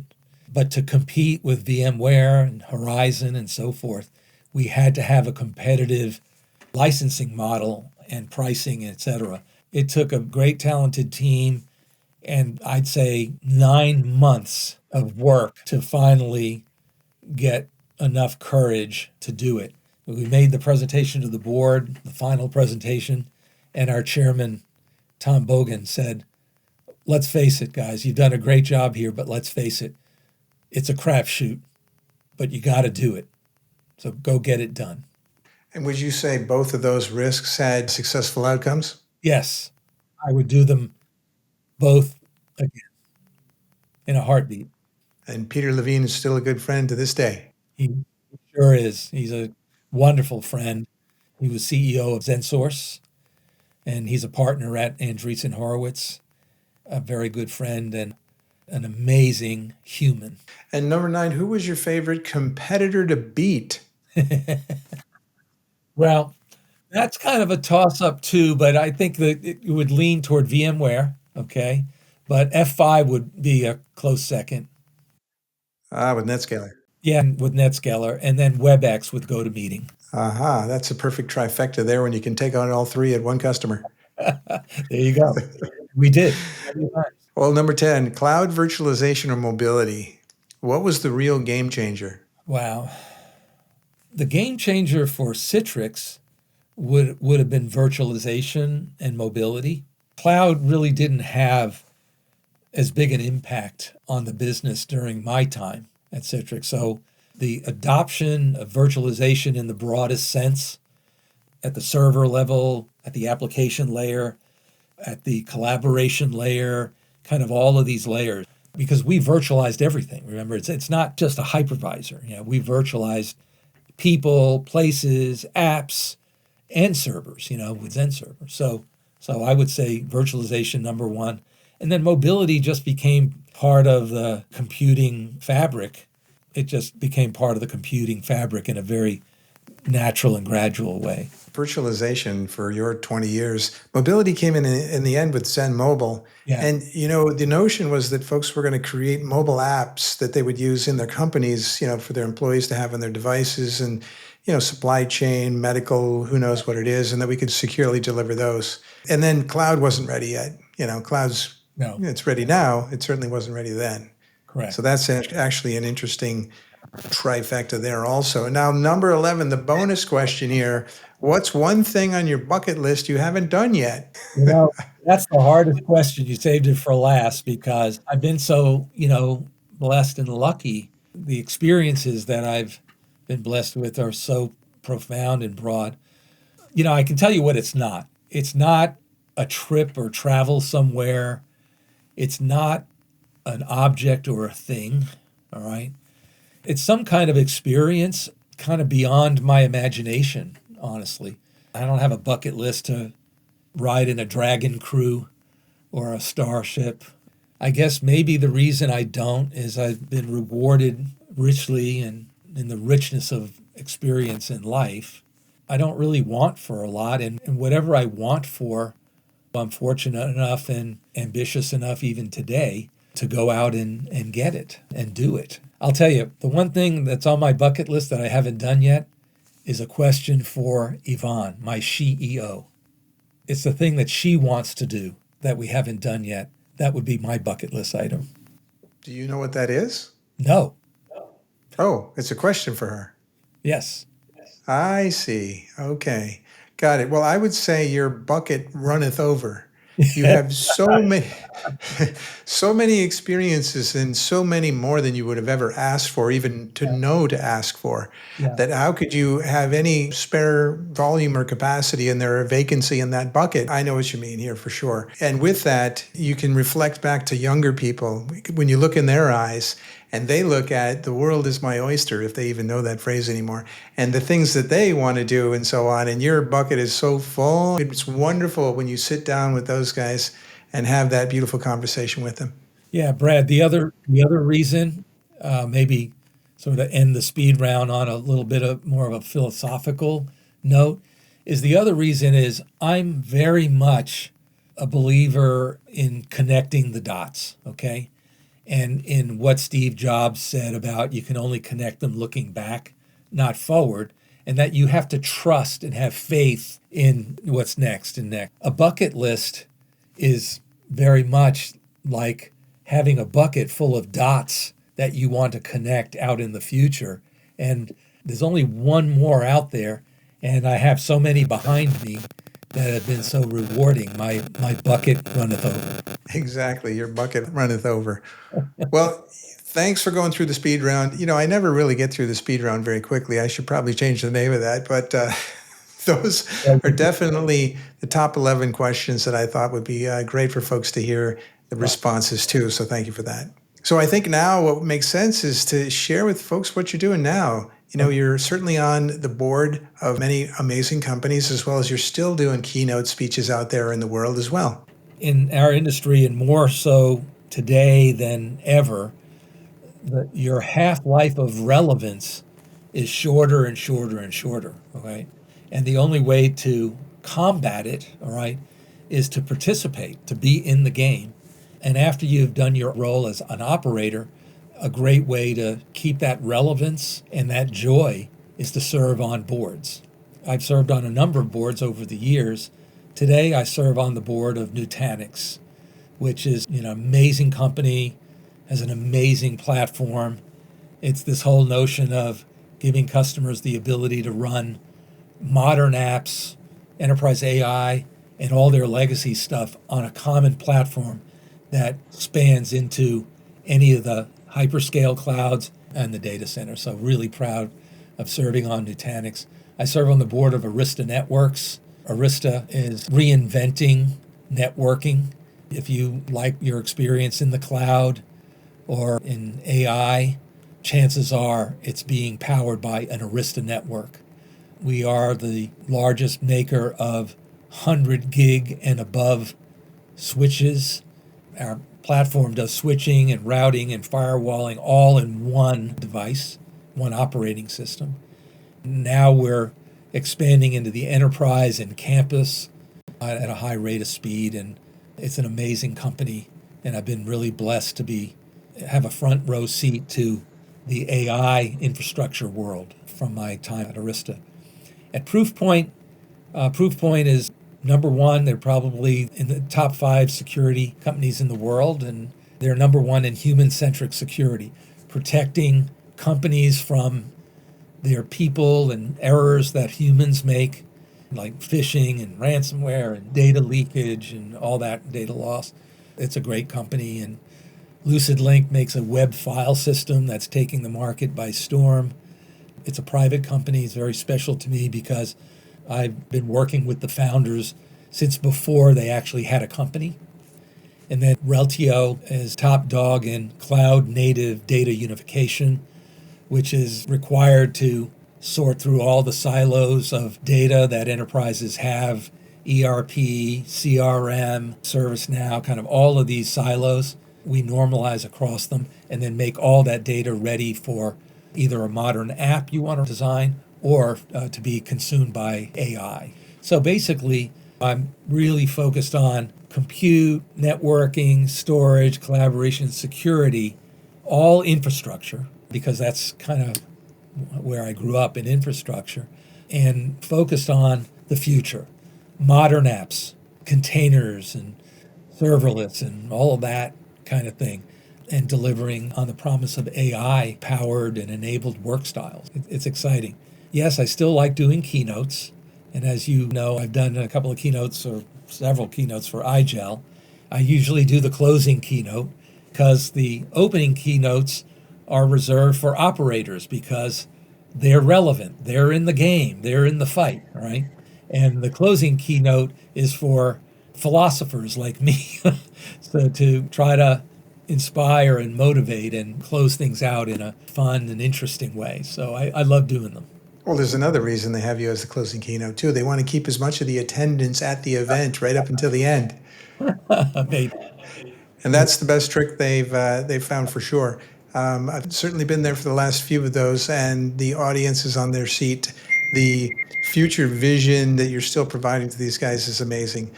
And when I was at one of these last events that I was at with you, the rumblings had gone around that there was this Citrix sort of old timers gathering that was coming up, and they just, I guess, hosted it last year. Yeah. Rumor has it you attended. I did. It was an old timers reunion. It was held in a pretty cool bar, a hard to describe place in Fort Lauderdale. And we had over 200 people come.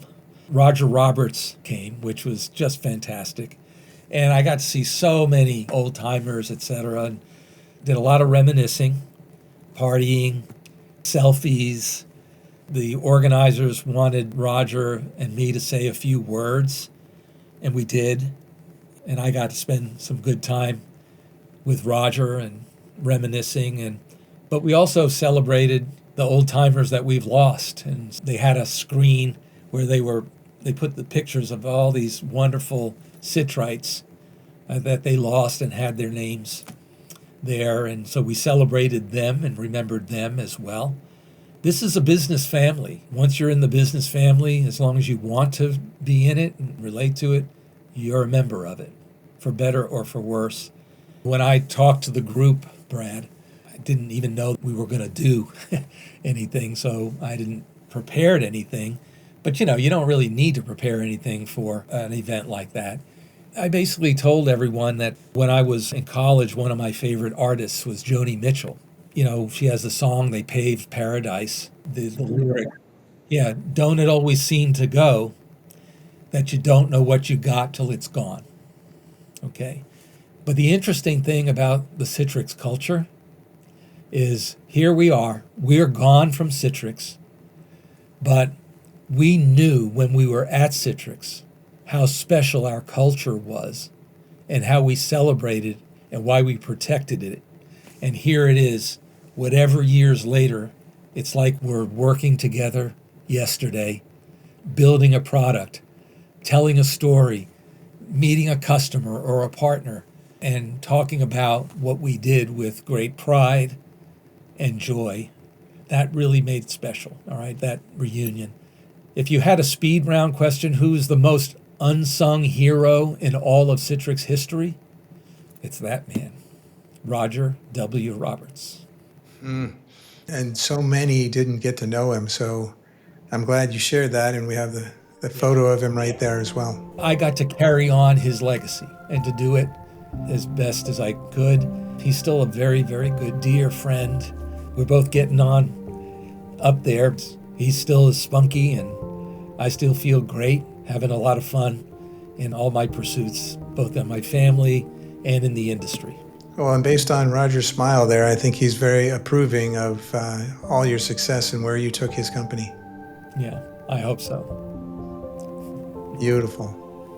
All right. Well, thank you, Mark. You know what? This conversation has been a masterclass in leadership, vision, and humility.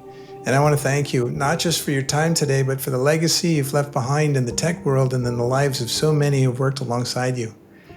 It's been an absolute privilege to walk through your journey, past, present, and future.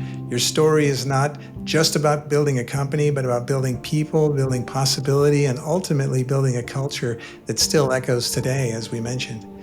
And to everyone watching or listening, if you've ever questioned what it looks like to lead with both your head and your heart, this conversation is your blueprint. Thank you, Mark. Thank you, Brad. Have a great day, everyone. Thanks, everyone. And if this conversation sparks something within you, be sure to like, subscribe, and share it with others on your journey. And until next time, rethink the game and rewrite the rules. And take care, everyone, and bye for now.